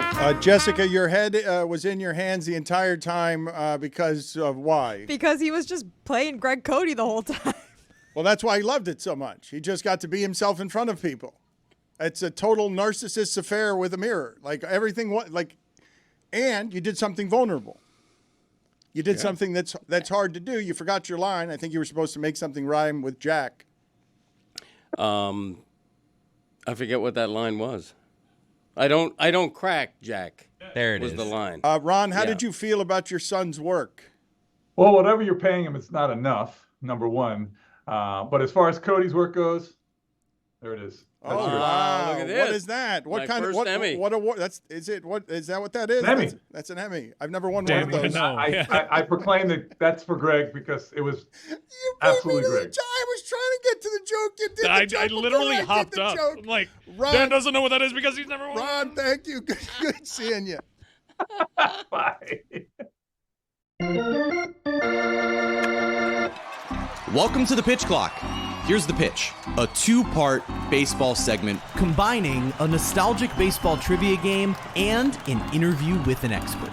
This is the Pitch Clock. The Pitch Clock. Wow, everybody, we're back. I love this segment, man. Harry Carey, Chris Cody is back. You'll find out who our guest is coming up shortly. But first, What a tease. we have to start with some trivia. Today, you guys are going to get a player's career path. You'll have to write down who you think the player is, and then we'll reveal if you get the player right, you get a point. 10 rounds, and a hint for you guys, every player here has made an all-star team, so I'm not just throwing, bottom of the roster guys. That's the great. First player up, a Yankee in 1998, a Marlin from 99 to 2005, and then a Red Sox from 2006 to 2010. Wow. On the 03 World Series team. Yeah, that's started with a Marlin to try to help you guys out. Thank you. Yeah, which Thank you was for that. helpful, except I don't know. I have a couple guesses that were Marlins and then Red Sox, but the Yankees. All right, I've got a player written down, but I'm not. Jeremy, who was your guess? I put Lenny Harris. Go ahead. Is that right? Was not Lenny Harris. I mean, I'm Chris wrong. Cody? I put Beckett. I'm wrong. It's a reliever, right? It's Mike Lowe. Oh, it was a Yankee. I didn't know he was a Yankee in '98. Yeah, that's. Ugh. All right. Second all right, player that's fun. coming your guys' way. Started with the Pirates from 96 to 2004. Was an A in 2005, 2007. Cubs 2007. Brewers 2008, 2009. And then a Royal in 2010. All right, you know what? I have a guess. I just thought of something. I have no idea, but whatever.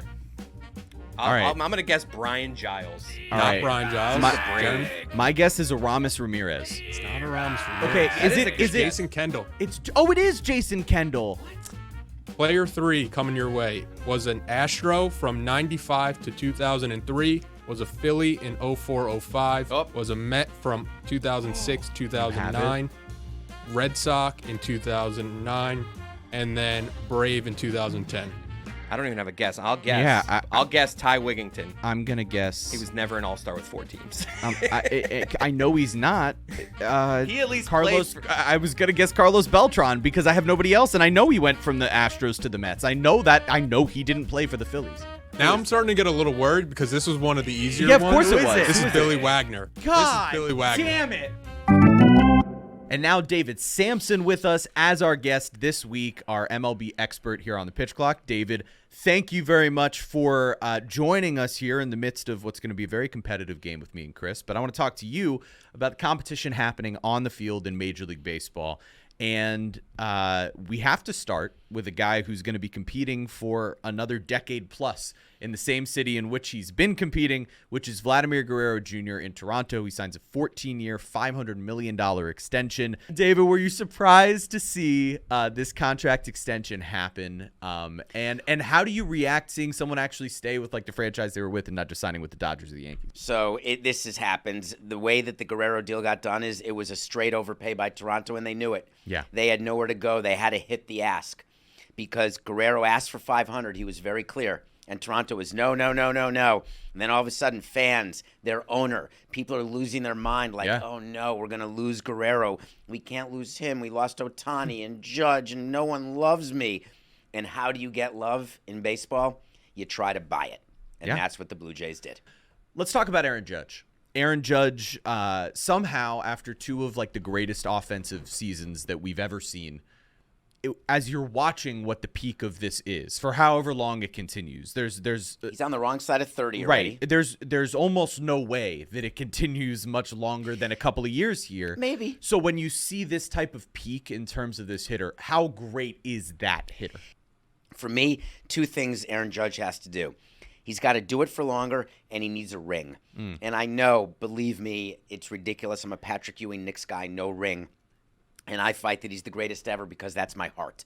My reality is that Patrick Ewing cannot be known as one of the greatest because he didn't win it all. Yeah. For better or for worse, Aaron Judge has to get a ring or two with the Yankees. Especially as a Yankee, right? That's such a part of the narrative when you're one of the great Yankees, when you're the captain. It's about ultimately winning championships, whether, in baseball more than in other sports, an individual player can only influence that so much. Are we going to go over Player 10? 4 was a Minnesota Twin from 97 to 2007, was an Angel from 2008 to 2012, was a Tiger in 2013 and 2014, and then closed out his career going back to Minnesota in 2015. I think I have a guess, but Give me a second. Now I'm worried.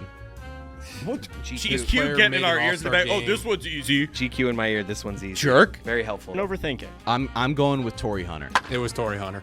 I had the same thing. That's not true. There was nothing on the paper. I definitely wasn't going to guess Chone Figgins. Woohoo! I got one.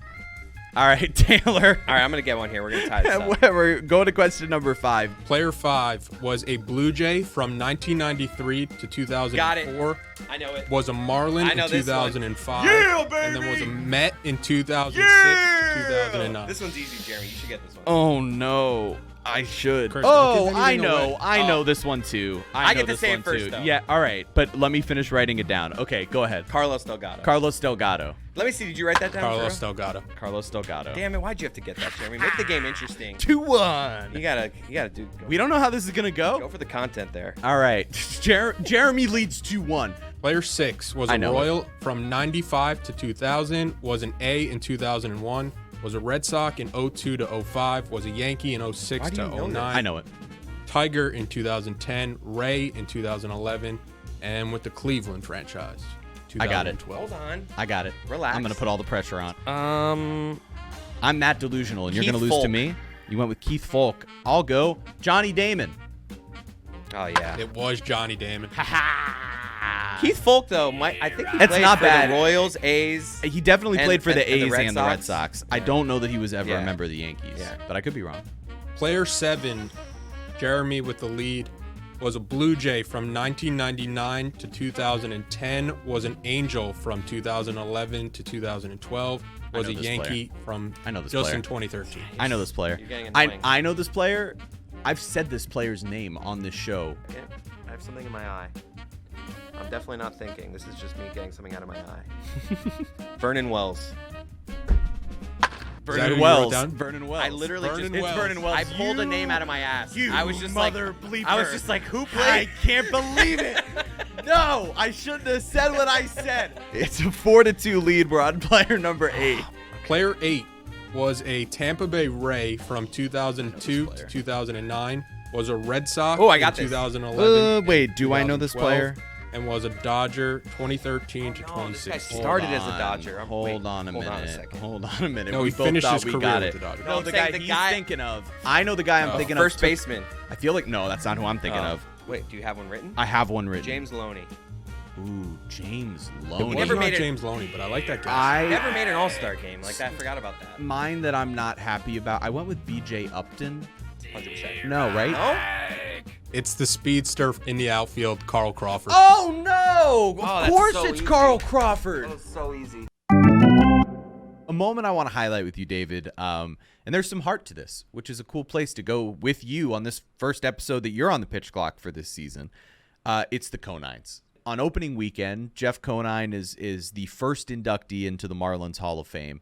And that same weekend, his son Griffin not only starts on opening day, but then on the day of his induction, robs a homer, hits a homer. He was spectacular. He's had a really fun start to the season, which is exciting for a player who I believe 29 coming into this season. How special was this? And can you describe why moments like this one are so special for the game of baseball individually? Griffin was like a skateboard guy. Yeah. He was not like when his dad was in the height of winning world championships and being with us with the Marlins. He didn't care. And then something switched and he became all about baseball. Yeah. And he became an Adonis. He works his tuchus off.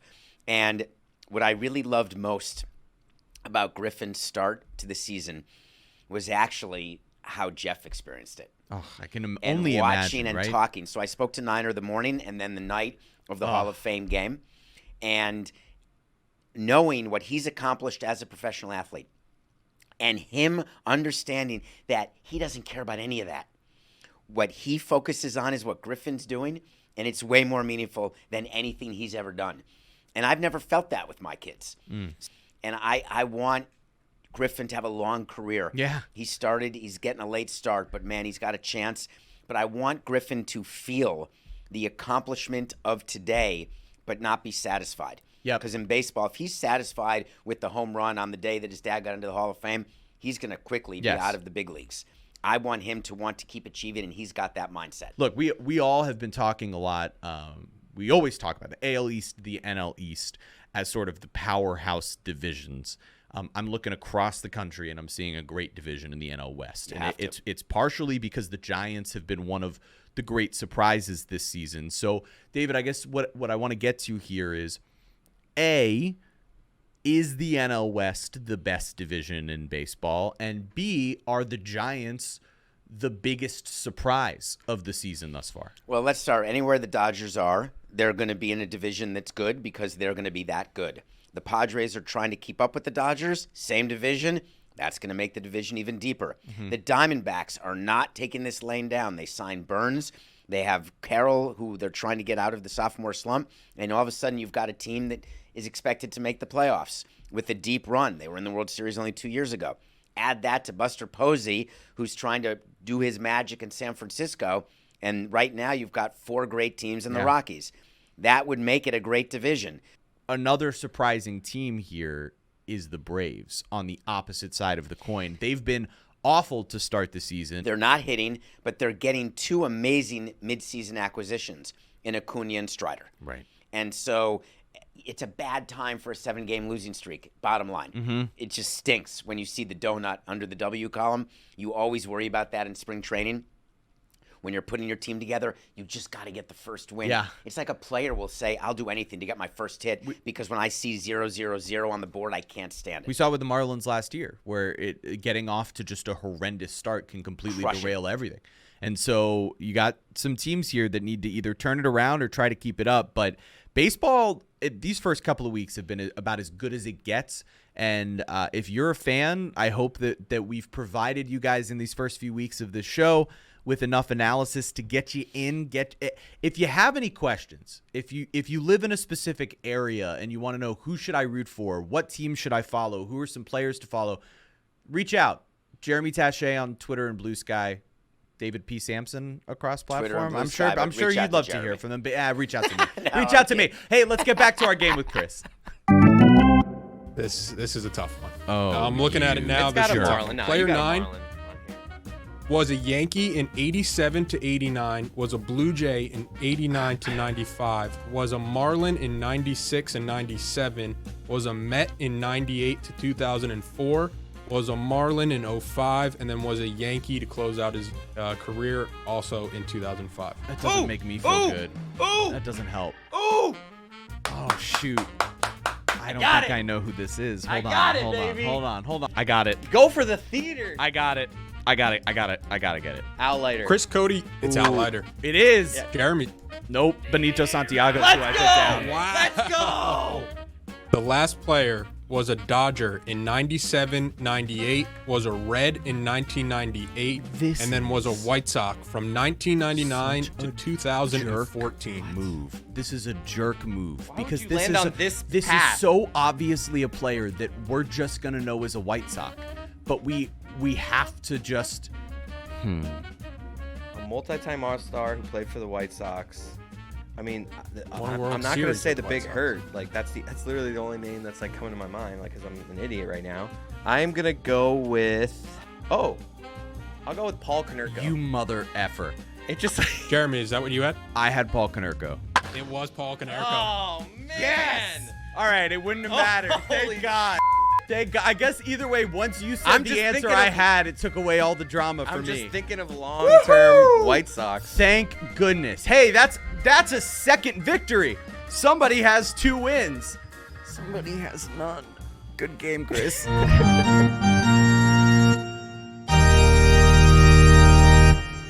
Have we established what the hell Tony's talking about when he says, where were you games in NBA history? Where were you games in NBA history? Where are the where were you things in American history? Space shuttle exploding, assassination attempts. Washington's funeral. First man on the moon. So you're saying 5. You've got 5. With some OLI sprinkled in, of Last course. night was not that. Lexington Can't Concord. last night just be? It was really cool. It was you believe Luka. Like Luka, that seemed genuine last night. But it's not like a. I'm not gonna remember last night when I'm like my grandkids. You'll never. Luka, he got teary eyed. That's a tell your grandkids moment. That's a completely separate That's list. another list, exactly. But that's a where were you? No, it's the same list. A Where tell your were you? grandkids and a where were you moment are the exact same thing. Not No, even the they're most not. memorable thing that happened in sports last night. Thank you, Mike. Messi? Yeah. Lionel Messi doing great things, coming back from a crazy aggregate deficit. They lost the first leg at LAFC 1-0, and then in the first 10 minutes of that game last night. They went down 1-0, which not only put them behind on aggregate 2-0, but it gave LAFC something that Inter Miami hadn't had, which was a road goal. So to win that game in advance of the semifinals of the CONCACAF Champions Cup, they needed to win that game against a good LAFC team 3-1. And I know Messi catches some crap sometimes because his style, he walks around. What's so hard? Not last night. 96 minutes of that dude trying his damnedest all game long. That dude cared last night, and he put that team on his shoulders. It was a wonderful game. Honestly, hand to God, among the most fun soccer games I've experienced. Where were you game? I was on my couch. There was a where were you game. There was. That's soccer, though. That's a different list. That's a completely different list. You know I love soccer. I'm a soccer sicko. This is a tell your grandkids game. I'm a soccer sicko. There's something about this competition in particular, which is really difficult for American teams to win.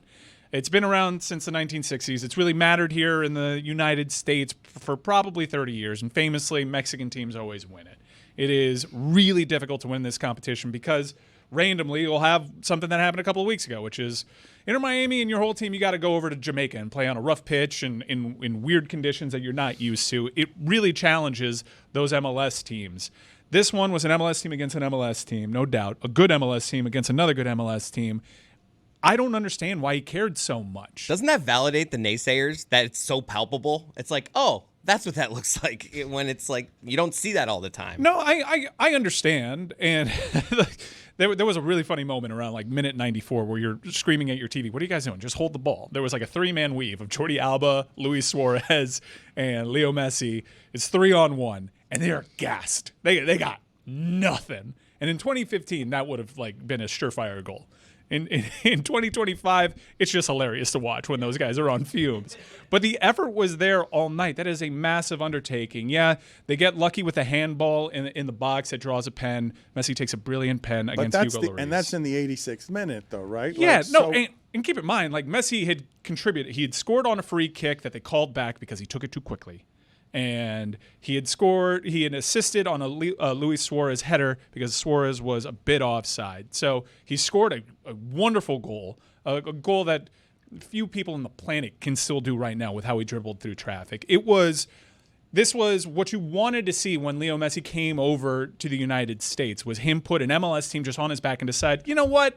I'm that much better than everybody. I'm not going to let my team lose today. Can we talk, it was though? Awesome. Can we talk, Greg, I don't know why it is you're leaning back from the microphone. This would seem to be the Greg Cody wheelhouse if he actually cared about the soccer the way that he did in the 1800s when he covered the Fort Lauderdale Right. Strikers here in town in a stadium near the one where Messi, the greatest in the world, greatest ever, plays now.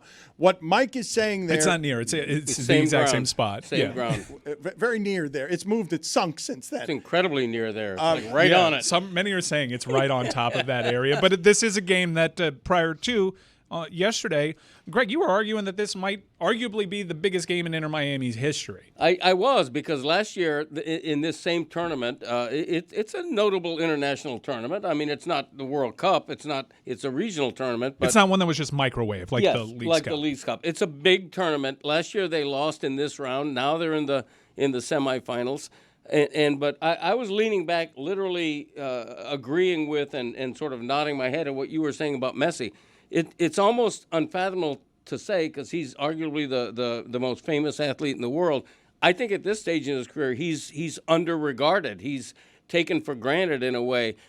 How American sports fans think of Tom Brady and LeBron James, the examples of the ageless wonder, that's Lionel Messi in soccer right now. Well, can I, though, as we partake in watching the age of mastery here, the thing that Mike is talking about, okay, wherever it is that soccer hasn't grabbed hold with America, wherever it is that Messi behind a paywall and Apple isn't showcasing this, the greatest genius you've ever seen in this sport for everybody, when Mike talks about the chemistry of 2 and 3 gas dudes who have played forever and can manipulate the system because they're so much better than these particular guys that even gas, the 3 of them have the chemistry to be like you guys who are aficionados. Oh, look at the old guys doing the tricky things at the end here that actually saved the season, even though 96th minute is nuts. Messi's got to be exhausted. Oh, he was, dude. He was rightfully exhausted. They don't have the legs that they used to. And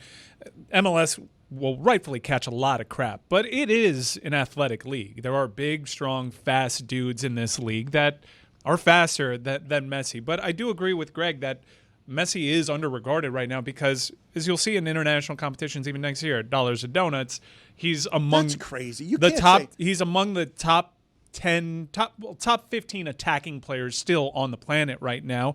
People are right to hold against him that he's doing this presently in MLS. That being said, when he goes away on international break and plays for his country, he is still the talisman for that. He is still every bit the Messi that we saw a year and a half ago. You He can't is say great. you can't say he's I haven't really seen underregarded, I haven't though. really seen a drop off in his form when he's healthy. You could say that, well, he's less available, and that is an ability, but he was just dynamite last night. And the thing that really jumped off for a player that is often scrutinized about his effort level because of how he approaches the game, I would argue he's always been smart about conserving his energy.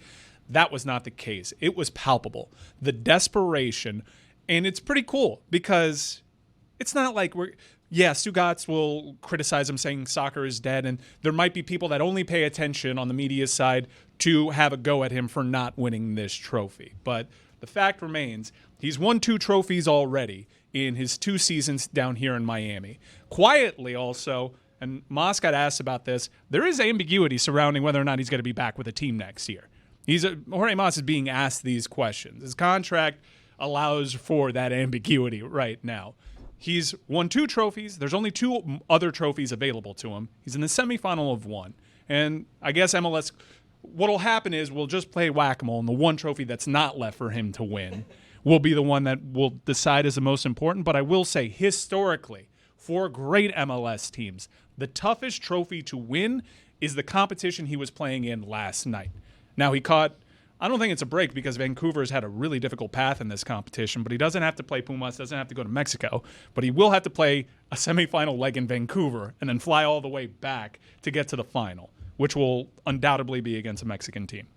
Yeah, when I say he's underregarded, what I mean is even when they signed him 2 years ago, I think it was reasonable to think, all right, he's coming here as a end of career vacation. You know, he's not the player he once was. We're going to see a less Messi than the world has seen. It's nuts. Lessie. But I don't think, as with LeBron right now, as with Tom Brady late in his career, I don't think that the diminishment of his game is all that palpable. No, it's not. And for me, the most encouraging thing about this entire experiment is Busquets was suspended last night. He was living and dying. Suarez cared. Jordi Alba cared. Messi cares. Walking off the pitch, I saw Olivier Giroud for LAFC. I'm like, he played? Like, I had no idea. Oftentimes, this is a league where people just go to coast and retire, and Messi could have done that after winning the World Cup. It was the one thing that people were holding against him, and he did it on the grandest stage. He carried his team in an all-time game. He comes over here, he doesn't have to care that much. He's at the end of his career, and he freaking cares, and it was really cool to see. Yeah, and he played 90 minutes in the previous game, in the MLS match a few days before that, which sort of surprised me. I thought they were going to save him for the CCC match, but he wasn't rested, which is the argument against Messi is that they rest him too much. I think he missed at least a dozen games last season. Messi. But he wasn't a rested Messi, but he was a brilliant Messi. And it delivered on all the crazy CONCACAF Champions Cup antics. Fouls that would be red cards anywhere else on the planet were warnings, were yellows. He absolutely got pulverized. It was assault that happened on that pitch when he had a counterattack that would have been a surefire goal. This dude Marlon just absolutely flattened him. It led to a scuffle on the field. It was really compelling, dramatic stuff that maybe half a percentage of our audience even knew how to find. Well, I would say beyond that the audience has been desperately waiting for Tony's Where Were You games, as you guys talked about a game last night that people Where watching. was it? That's right. It was on TUDN. That's right. People watching last night, where do I get this magical game that's behind the paywall? You seeing Mike Ryan and Greg Cody finally get to talk together about a soccer game last night, as Tony waited patiently for them to stop droning so that he could talk about the most Latin of sports, basketball. Thank you, Dan. Finally, that's what everybody's watching last night in a Where Were You moment. This is something that's the next generation of the NBA. Luka is on the Mount Rushmore of this next generation. And in 10, 15, 20 years, we're going to look back and be like, damn, I remember when the Mavs traded Luka to the Lakers and then he won 4 championships, whatever. Like, whatever that history ends up being. Right, I'll remember the trade, not last night. No, you're going to remember the night he went back to the trade, game. dude. No, Dallas, That's a great Dallas point. remembers that. That History is an won't remember incredible point, Chris. I will 100% more vividly remember being in my house getting the Shams bomb on my phone, being like, babe, you got to see this. Not to undercut your list, though. Go ahead. It feels like Let's it's narrow been the list. undercut. Let's Answer say that question. of all of the moments of this NBA season, and we'll include future games that haven't been played yet. Crazy things that could happen in the playoffs. We will remember this game, right, Tony? This year for sure, but in this game, it will live in infamy. What will you remember more, the trade or the game? I remember him sitting up at the scoreboard, looking up at the tribute video with tears in his eyes. But you'll remember that more vividly than the shocking news Yes, of the because trade. I was asleep during the trade. Most Because the people baby. were. Do you it was remember when 1 you woke o'clock. up? Yeah, I do remember. Wow. But the game, I have more burned in Well, I my guess memory you do him remember crying. where you were. You were in your bed. I was in my bed crying. I mean, not crying. The baby was Your crying. baby was I was. crying. Yeah, I You was. slept through Never it? has a bit been more undercut than we are doing. It's right now. okay. Well, It's welcome to my life. But here's OLI. Hold on. No, hold on. I already forgot what And Billy's who not won even last here. night. I Hold don't on. even know. Hold on. I just, Shut up, Mike. Inter Miami did. Well, this guy doesn't watch hoops, so we should I just watch like that game. eliminate him. I from watch the- that game. You watch it on your third TV in silence. Yeah, the third TV is the same size as the second TV. You've told us you're not a fan. It's not for you. This Fair list is enough. not for you. Fair enough. He's a fan. And Tony, I'm trying to help you because I I know. agree. No, I know you are. Thank you. You probably won't Ball remember watchers this in know. 10 years where you were, but of I was this at home. season, you'll remember it. Did you know that Doug Christie's a coach of the Kings? You didn't just call Jess a ball watcher. Yeah, she watches hoops, dude. She does. I mean, I am quite literally a ball watcher, Dan. Yeah. Guilty. Jessica was delighted.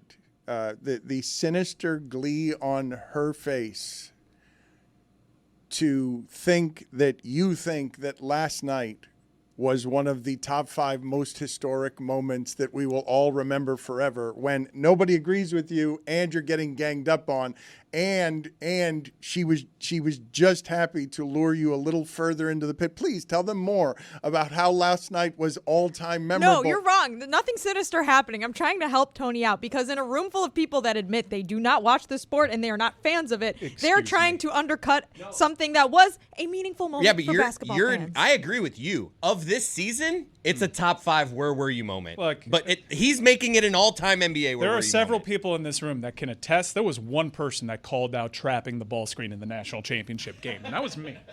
All right? None of you other people caught on to that. I did. Ball watcher. Mike for sure, ball watcher. All right, OLI. Luka's return to Dallas. Now, the fact that it's an OLI, I like this. You now. guys, I feel you guys better didn't about let me it. do my If thing. it was It's number like, 2, I'm like, no, that's man, you don't let me ridiculous. do my thing. Did you know about Doug Christie? That's crazy. You know, How long Max is he- Christie, not related to Doug Christie. Max Christie having a really good year for Dallas. I don't know in who the that trade, one is. In the trade. Oh wait, that no, I saw, Luka- he was a guy with a nameplate. Because you didn't watch the Because game you don't watch last the night. damn games, Mike. You have no idea. No, Max Christie had his nameplate removed while he was Yes. giving an interview. Yes. Yeah, I know that guy. Okay, so he was on the Lakers. He got traded as part of the package. Now he's in Dallas. Good young player, by the way. Doug Christie loves sex. OLI number whatever. Ball watcher. Kobe's 81-point game. That got regulated to ESPN2 because the Warriors were going for the win record, and ESPN decided Kobe's game wasn't Not good his enough for 81. ESPN1. Not his 81-point game, Mike. You're talking about the Toronto one? No, yeah, I'm talking about the Toronto All one right. from back in the day. Sorry, Did not get confused it. regulated to How ESPN2. many did he have in his final game? 81-point game? Oh no. More on that in a second. Okay. Kobe's final game. Wow. 60 points. Final game. 2016. It was a where were you moment. It was the moment that, all right, Kobe, it's finally done. Come off the Achilles tear. Score 60. They let him lay out and shoot 1,000,000 times. He gets there, and then obviously we know what happens as part of his legacy. Very sad. That's a whole another where were you moment. I was in Thailand, by the way, when that happened, when Kobe passed away. That's another list of another time. Different than what you'll tell your grandkids. I'll tell him, like, I was in Thailand and I woke up to my phone exploding at 4 o'clock in the morning in Thailand, and I was like, what happened? What happened? Kobe died. Kobe passing away is a Yeah. I know exactly No where I doubt. was moment. No doubt. Driving back from Orlando. It was pretty crazy that ESPN decided, the Warriors going for the regular season win record. That gets on ESPN 1. Kobe's final game, ESPN 2. OLI number whatever, Kobe's Achilles game, where he tears the Achilles, goes back to the free throw line, sinks two free throws, Kobe Dan. games. 2 Kobe Oh, yeah, games. 3 Kobe situations, yeah. The OLI. Well, yeah, 2 games. Number 5. There we go.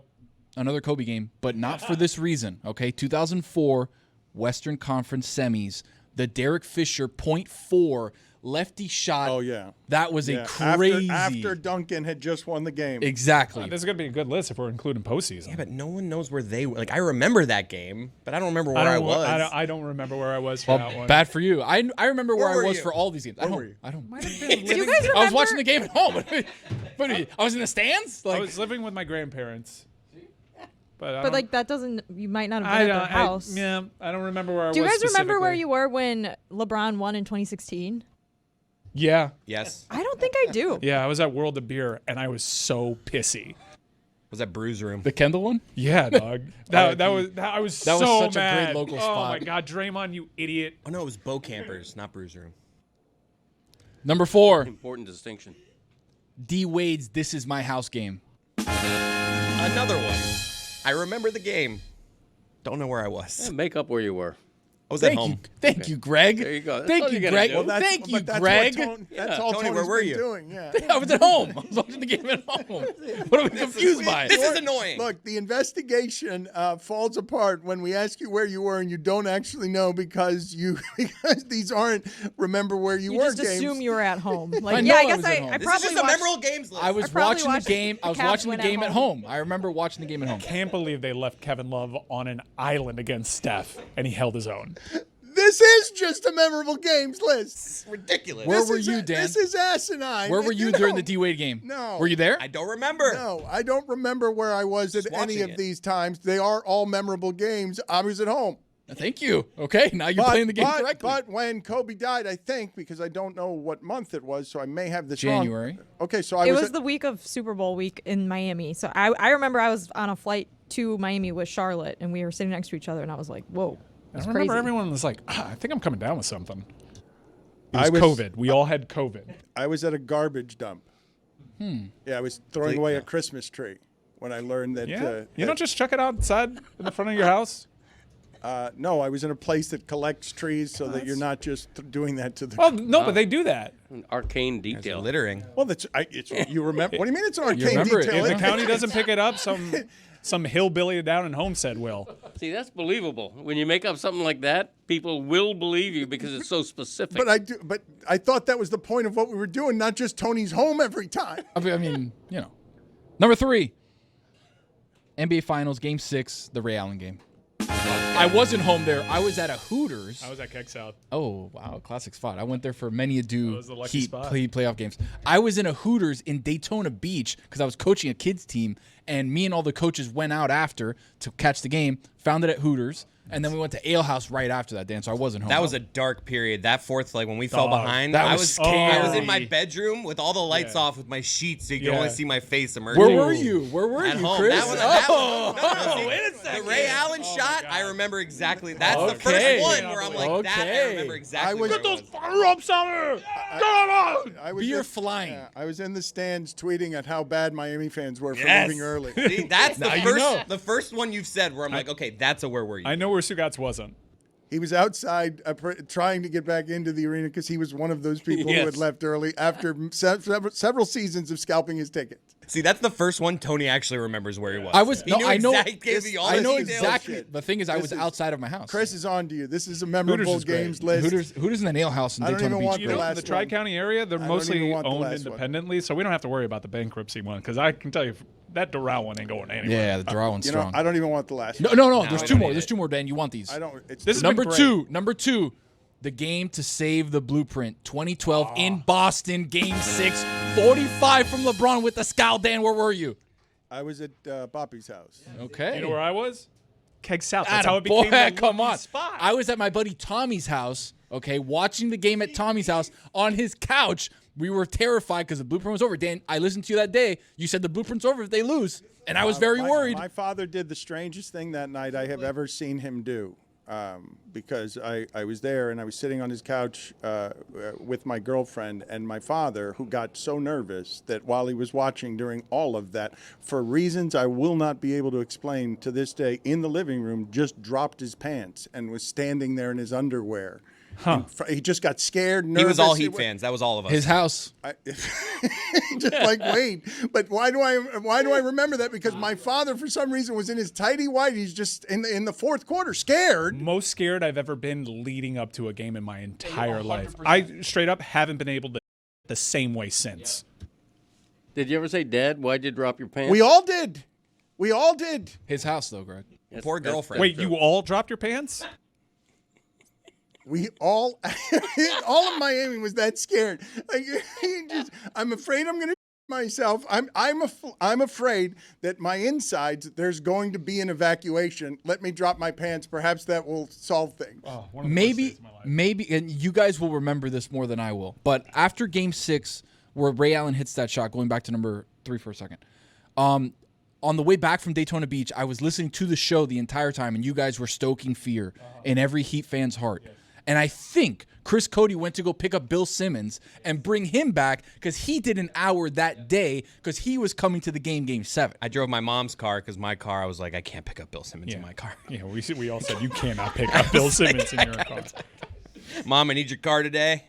Got to pick up Bill Simmons. Another Where Were You situation. All right, number 1 of the Where Were You games, Malice at the Palace. I was home watching it. How old were you when that happened? That's what, 2003? That was 2004. Like watching 11? my brother-in-law That was in like a 11. district playoff game. Wow. Yeah, I wasn't even watching the game, and then I looked it up in my Metro PCS. I'm like, how can I find clips of this? This was a top 3 with filler. It was fat, and it was just a memorable games list. And where were you? You knew where you were. That was a wonderful stroll down memory lane. It was. I'm not going to say say I love that. All right, Greg, you go. Nothing to cough at. How did you get Mike's support No, I but have one. completely lost mine in the span of this list, Tony? It's more Heat stuff, I think. Just guys being dudes. Yeah. Jessica was so happy at the start of this segment, and you took it from her. She was just. I did. You know what? I didn't understand that the list would invoke when basketball was actually good. I have one. You saw the vision, right? You see the vision. Now right? I see it. Like, that's when the game was the game. Greg Cody has one. I think we should all get out of the way and Jessica, He interrupted because I said in his ear, do you have any we could go to? He's like, I have one. In his ear, I'm like, you have a few we could go to? And then on air, and he interrupted Mike. He's just like, I have a couple that I could say. No, I was thinking of one when Tony was doing it, and I don't blame him for not putting it on the list because I'm the only one in this room who was alive at the time. But a where were you moment was When Nate Smith invented the rules of basketball? No, not Jackie quite Robinson? that old. Wilt Chamberlain's 100-point game. I was 7 years old. You don't remember that. In Hollywood, Florida at 1440, watching on a black and white Sylvania television set. This is a great story here. No. Because nobody believes that game happened. It's a 100-point game, and it did happen. Jack? Well, but I thought it was famously not televised. I think he's Jack might be making this whole thing up No, because I don't think there's proof of him scoring. Like I don't think we have seen video proof of him scoring the 100. Have we? Yeah, it was. He held up a sign after the game. No, but Yeah, that's that's all not the we've same. seen. That's all. I think This there's a is a- Mandela this is a effect great going on. bit. Yeah. Jessica, Because there's no way. Jessica, I think that. You think that's a conspiracy No, theory? I think it wasn't televised. I don't think there's a lot of video of that game. I think there's just like one grainy photograph or something. I'm just telling you, I watched it on I TV. know, but I don't trust you that. couldn't have Unless watched a it on big TV giant if it According wasn't to the Sylvania- Library of Congress, the amazing performance wasn't televised and there's no videotape of the game. Only a Philadelphia radio station broadcast. You're full of it. Maybe You're it's a just making that fake up. memory. Maybe it's a figment of my Fake imagination. No, like that it's clearly Sinbad. and obviously. Shazam movie. We're all revealing we did not listen to Pablo's episode about this. No doubt. I guarantee you all remember where you were the first ever XFL game too. No. You don't? No, I You were remember. probably I younger. remember watching what was it. on the television. I don't remember where I physically was. Like I remember He Hate Me and all that stuff. Yeah. But That I remember, but I don't know where I Ryan was. Clement in a I cannot. hot tub. Look, forgive me because I need to stop everything that we're doing right now. We need to stop everything that we're doing. As badly as I've wanted all show to get to Greg Cody and how much he enjoys cleaning his toilets, which I do want to get to. I don't want to skip past what just happened, which is that Greg Cody just falsified a total memory and was caught live on air remembering a story. I have one that he doesn't have, that it was a fake story that cannot be true, that was immediately refuted. And so he's arguing that he's remembering something that he can't remember. Well, it was real in my mind. Doesn't mean anything. No, it was. I mean, it means a lot these days. Yeah, thank you. Tiger's first Masters win, Tiger's last Masters win. last Masters, yeah. Both of those, where were you moments? I remember the lasters. In 1 year after Wilt scored 100 points in a game, JFK was assassinated. Another big moment for Dallas. Where were you? And I was let home from elementary school early. I don't believe anything you're saying because right of now. the tragedy. The last story was patently false. I wouldn't joke about an assassination. You weren't joking about Wilt Chamberlain. No, I wasn't. I believe that I saw that game on a Sylvania black and white set. It's a Sylvania detail that it's like, got a maybe, shot. Yeah. It was one of those big console things where the it wasn't a flat screen? No, are you kidding me? I know, that's why. Yeah, and oddly enough, my dad also dropped his pants during that game. But seriously, Wild Bill. No, I remember the JFK assassination game. I also remember the Red Sox game. What game? I mean it was not a game. The first video game. I remember the Red Sox Cardinals game in 1967 in the World Series. They also let us watch that game on TV. Is he on pills? Yeah, I don't know what's happening. He sat in the lounge. JFK assassination game. Jack. He just that was on me. He just summoned a memory that is not a memory. No, it's a memory. Greg. Might be a false memory, but it's a memory. Greg. That's his, and you can't take it from him. Thank you. Yeah, I can take it, and I will take Right it on from the mark. him. He's right. Greg. Yeah. You saw a photo of Wilt Chamberlain holding up a sign, a famous photo of him holding up a sign with a piece of paper that said 100 on it, and you've conjured a memory from that does not exist because you just remember your childhood television. The Big Dipper. I think that was Will Snick. Yeah, he's right about that. Okay. Yes, he's a Big Dipper. That's my bad. Yeah, and if Check. it wasn't, it should have been. No, I vividly remember Sylvania. Remember watching that game. What game was on the Sylvania then? Huh? Vivid. You vividly remember it. Yeah, I do. Do you remember where you were when Dale died? Who? Dale. Oh, Dale Earnhardt. Yeah. I was watching the race from home, and I remember the year after that, the Herald actually sent me to Daytona to cover the race because he had died the previous year. Yeah. Do you remember the John Hinckley shooting Ronald Reagan game? I do not. I remember Chapman or whatever his name is killing John Lennon outside. That the was a crazy Dakota. game. Yeah. Put it on the poll, Juju, at Le Batard Show. Do you like cleaning your toilet? Oh God, who doesn't? We can't do this without Stugotz, right? I mean, I guess What happened to He Stugotz? decided that he didn't want to play. Where He is drove all the way Stugotz? here. It's strange.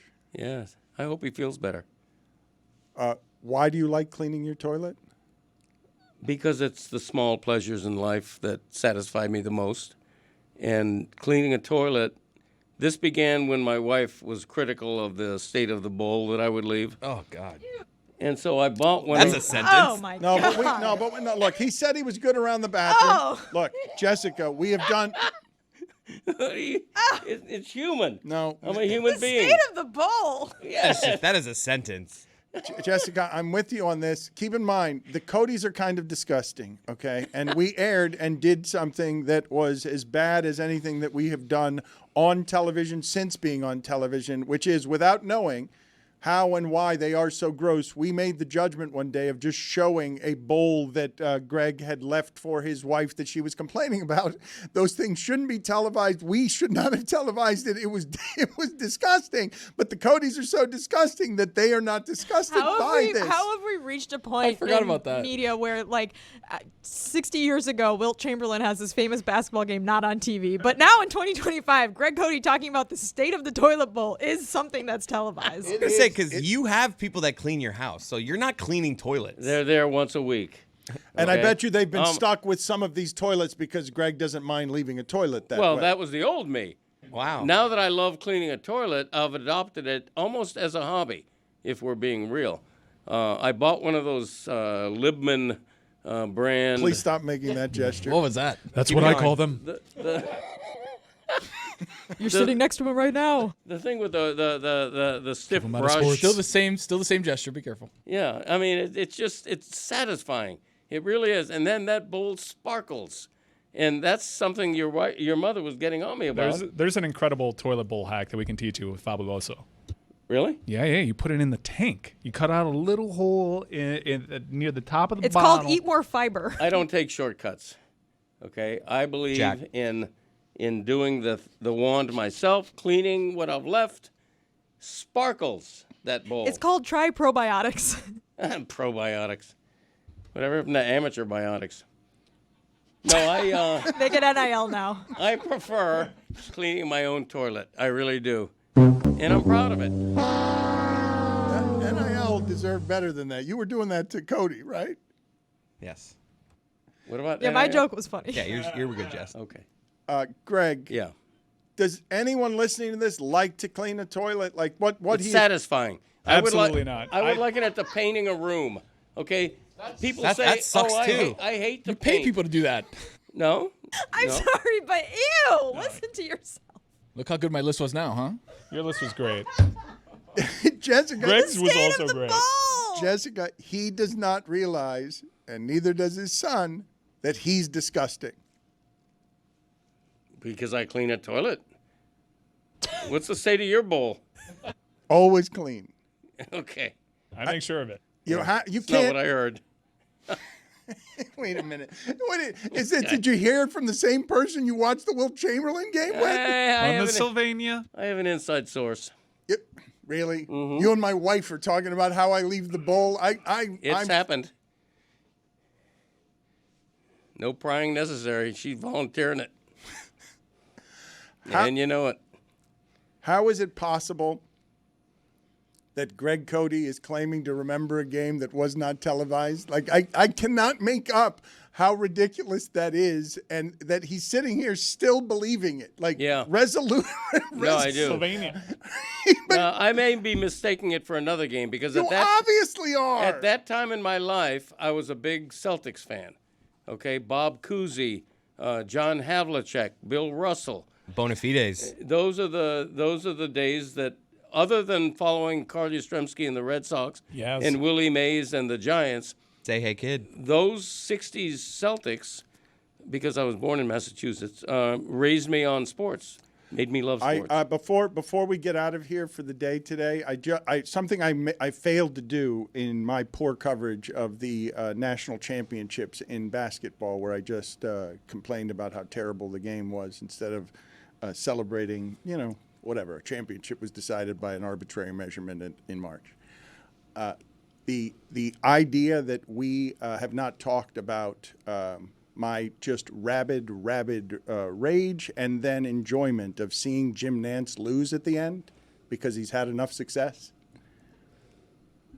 I felt bad about that. I didn't like looking inside of myself and being like, Jim Nantz's life has been charmed enough. I don't need to have Houston win the championship here, and I'd be okay with even Florida winning it because Jim Nantz does not need to win anymore. Well, Jim Nantz is winning. This is the farewell for Jim Nantz at Augusta. And I don't know how you guys are bracing for when that day comes 11 years from now. It's going to make me very sad when that day comes. But in the meantime, I noticed earlier today that the chairman of Augusta looks like BJ from Righteous Gemstones in 50 years. And that has made me laugh all day. Yeah. Have you ever heard in your entire life of an 11-year retirement plan? Guys, it's BJ. Picture him pole dancing. It's hilarious. Who's going to replace him, you think? I don't even want to think about it. Yeah. I can't even come to grips with it. Someone's kid. Do you think Vern Lundquist is just there? Just sitting in a treehouse Just at sitting 16. in a treehouse. Never leaves. Never leaves. Good to see you guys back again. Who you got calling it this year? I know I'm out, but I'm staying here. They're just going to give it to Jim Nantz's kid, aren't they? He works hard. Nobody else felt this way watching Jim Nantz lose at the end? Oh, Houston. I don't know, Jim.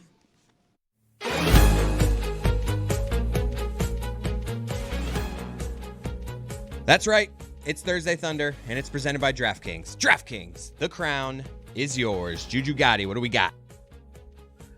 Welcome back. Thursday Thunder, you got to know, man. Tonight we starting off with my brother, Jaren Jackson Jr., Triple J, the real Triple J, if I may add. We going over 24.5 points and rebounds. It's a big game, a meaningful game against the Minnesota Timberwolves tonight. And then he has to have at least a mediocre to big game to get the Grizzlies across that finish line tonight. You feel me? The second leg, I'm going with the Nostradamus, Nas Reed. You feel me? 12.5 points. I think he's going to go over that as well. Because, man, it's like I say, it's a big game. These seedings, you don't want to end up in that playoff, that play-in, because you never know. That play-in get dangerous. So I think them boys want to stay out, and Nas Reed is a big part of that team. You feel me? I always expect Nas Reed to have more than 12.5 points. I'm afraid of betting him under on those. Right, with that crazy jumper. It's a funny jumper, but that thing be swishing. You feel me? The last leg, I'm going with the unicorn. The only white Dante I've ever heard of in my entire life. Dante DiVincenzo. You feel me? With a great lineup, with a great commercial right now. Villanova, I see you. Over 12 points from my boy Dante DiVincenzo tonight. I think he has to step up. He had a couple of games last week where he got in a fight. He getting in the scruffles all over the league. So, yeah, I think my boy got the dog in him, and he going to show up and show out tonight. Did you call it a scruffle? Because I like it better as a scruffle than a scuffle. Yes, sir. Sounds, you know. Yeah, it sounds I like that. That commercial, does it move you guys? Villanova, college, teammates, quaint time. I remember where I was every time I've seen it. Knicks. Without you. I like when he put on The visor. Juju, we lost your sound there real quick. You liked when he put on the visor. The thing that I wanted to ask you guys about before we continued with Juju, Tony, your MMA hangout is tomorrow and Saturday. Tomorrow you will be airing something that you did for MMA Hangout as something to preview MMA Hangout. Yep. So we got MMA Hangout this Saturday at Casa Tiki, presented by Cuervo, the tequila that invented tequila. We love Cuervo at the MMA Hangout. We're gonna be live at Casa Tiki. By the way, the fights are in Miami, so if you're not going to be at the fights, you know where to be. Casa Tiki is the place to be if you're not there. I'm going to watch the prelims, Dan. I don't know if you're going to go. Maybe you're going to go. Maybe see me. Maybe not. Whatever. Maybe be at Casa Tiki. Who knows? But I'm going to be at the prelims, and then I'm going to fly over back to Casa Tiki, watch the main card there. Presented by Cuervo, Saturday night, 10 p.m., MMA Hangout with the boys at Casa Tiki live. Dan, are you going to go? I am not going to go, but, well, you know what? Let's think about this for a second because it has become very popular. This is a successful thing that Tony has hustled his way into, and I do want to support the things they that would love Tony to see is you, doing. Dan. Oh, at Casa Tiki? I thought you were asking if he was going to go to the actual card over here. I'm going to go to Tony's house, so when an event happens now you know where in you're gonna Miami, be. Yeah. I'm going to say that I was at Tony's house. Are you going to take your pants off? I'm going to just drop my pants. My house, Dan. Whoops, Remember. That's disrespectful. Juju, what from today's show did people enjoy or dislike? People loved everything about the show today. People was, into it. You started off with a great apology, looking yourself in the mirror. I didn't think you had to call yourself all those names. We all try our best. You know what I'm saying? Like, no, we, not we, good we enough. Fit, we You find should have tried the C word, too. I can't say that. But I know that. Not you, Dan. Oh, I can't say that either. I don't want to call nobody no names. Come on. Come on, Juju. I'll say it. No, thank you. I think everybody did a great job. I don't know what's happening, but check out MMA Hangout. You feel me? That's going to be live this weekend for sure. My dog Tony, one of the hardest working people at Metal Art Media. You feel me? Like I support my dog. My dog was in Mexico last week. You feel me? Doing a great job with Cynthia, and I look at him back. Don't go to the front of the arena to MMA Hangout, man. I suggest y'all lock in. You feel me? With my dog. Great promotion, great support of a teammate. Everyone did not do great today. Did you not hear that Greg Cody remembered a game he did not remember and couldn't figure out how to pour himself water?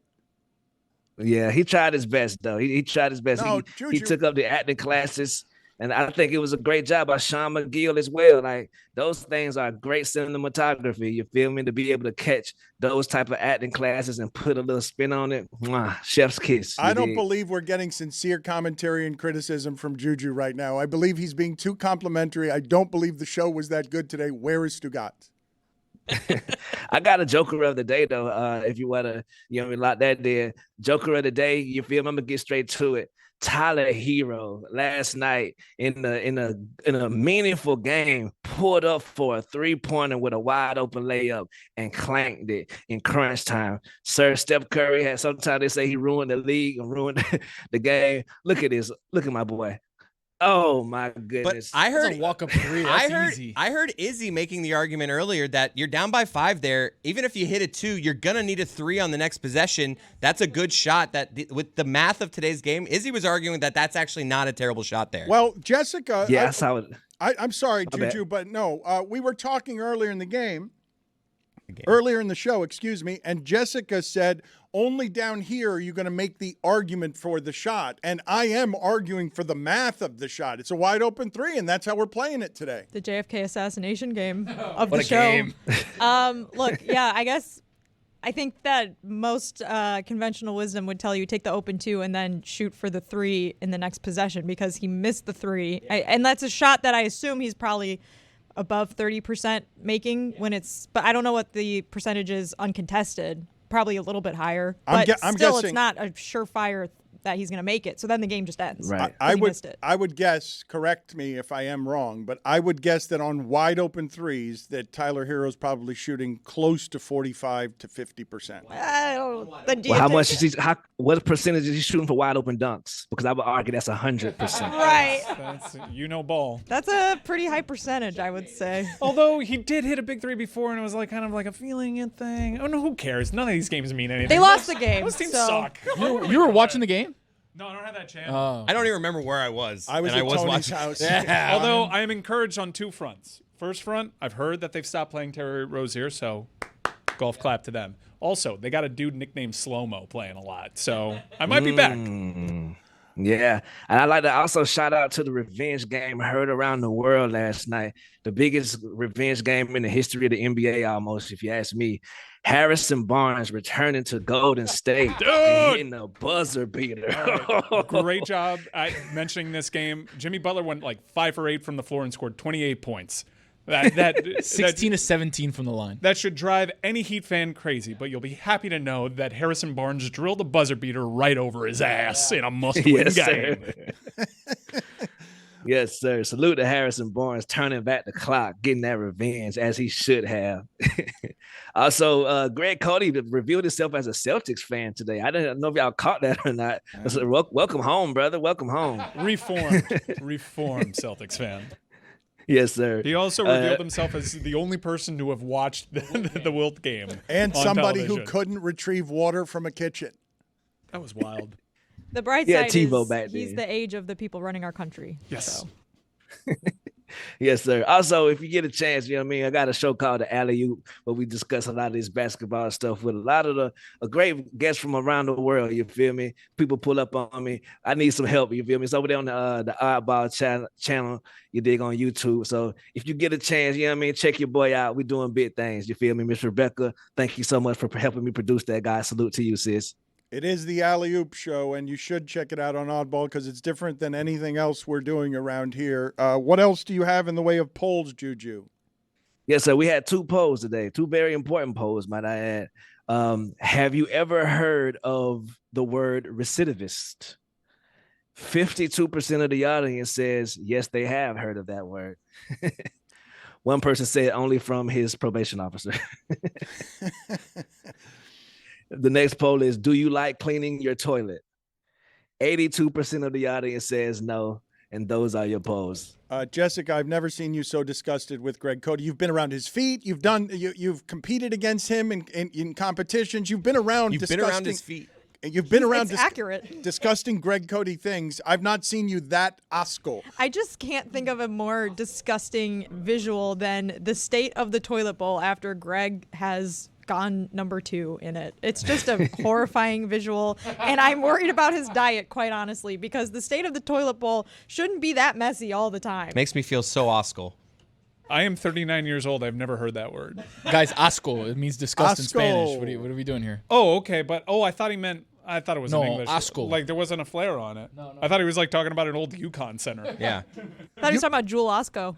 You guys Chicago didn't. heads Tony know. understood. I'm here with you, me. Dan. Don't worry, but you were in my house last night. That's why. So we you get think each other. more of our audience was like, I know exactly what Dan said there. Well, you never know. Dan's well learned.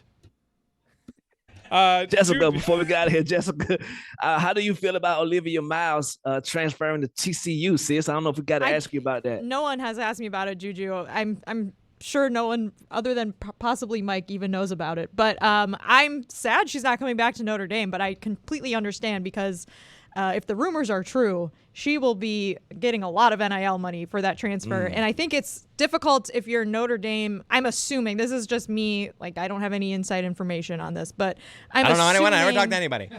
I'm assuming it's very difficult when you have two superstars on your team with eligibility left to have to manage a roster like that. And Hannah Hidalgo has multiple years left at ND. She's a superstar. And so I'm obviously bummed Olivia didn't want to stay, but she was at ND for 4.5 years, so I understand, take the money and get an extra year at another school. It makes a ton of sense financially, especially because of the new CBA coming next year in the WNBA to not go to the draft. So I understand. I'm bummed about it, but it's really hard, I think, now because, these rosters, when you have a lot of good players, it's tough, I guess. If you think the conversation around the transfer portal is bad in sports, if most people in media actually knew how transient women's college basketball has become, I want to the team that I fell in love with, the University of Miami Hurricanes women's basketball team, is totally different from 2 years ago. There isn't a single holdover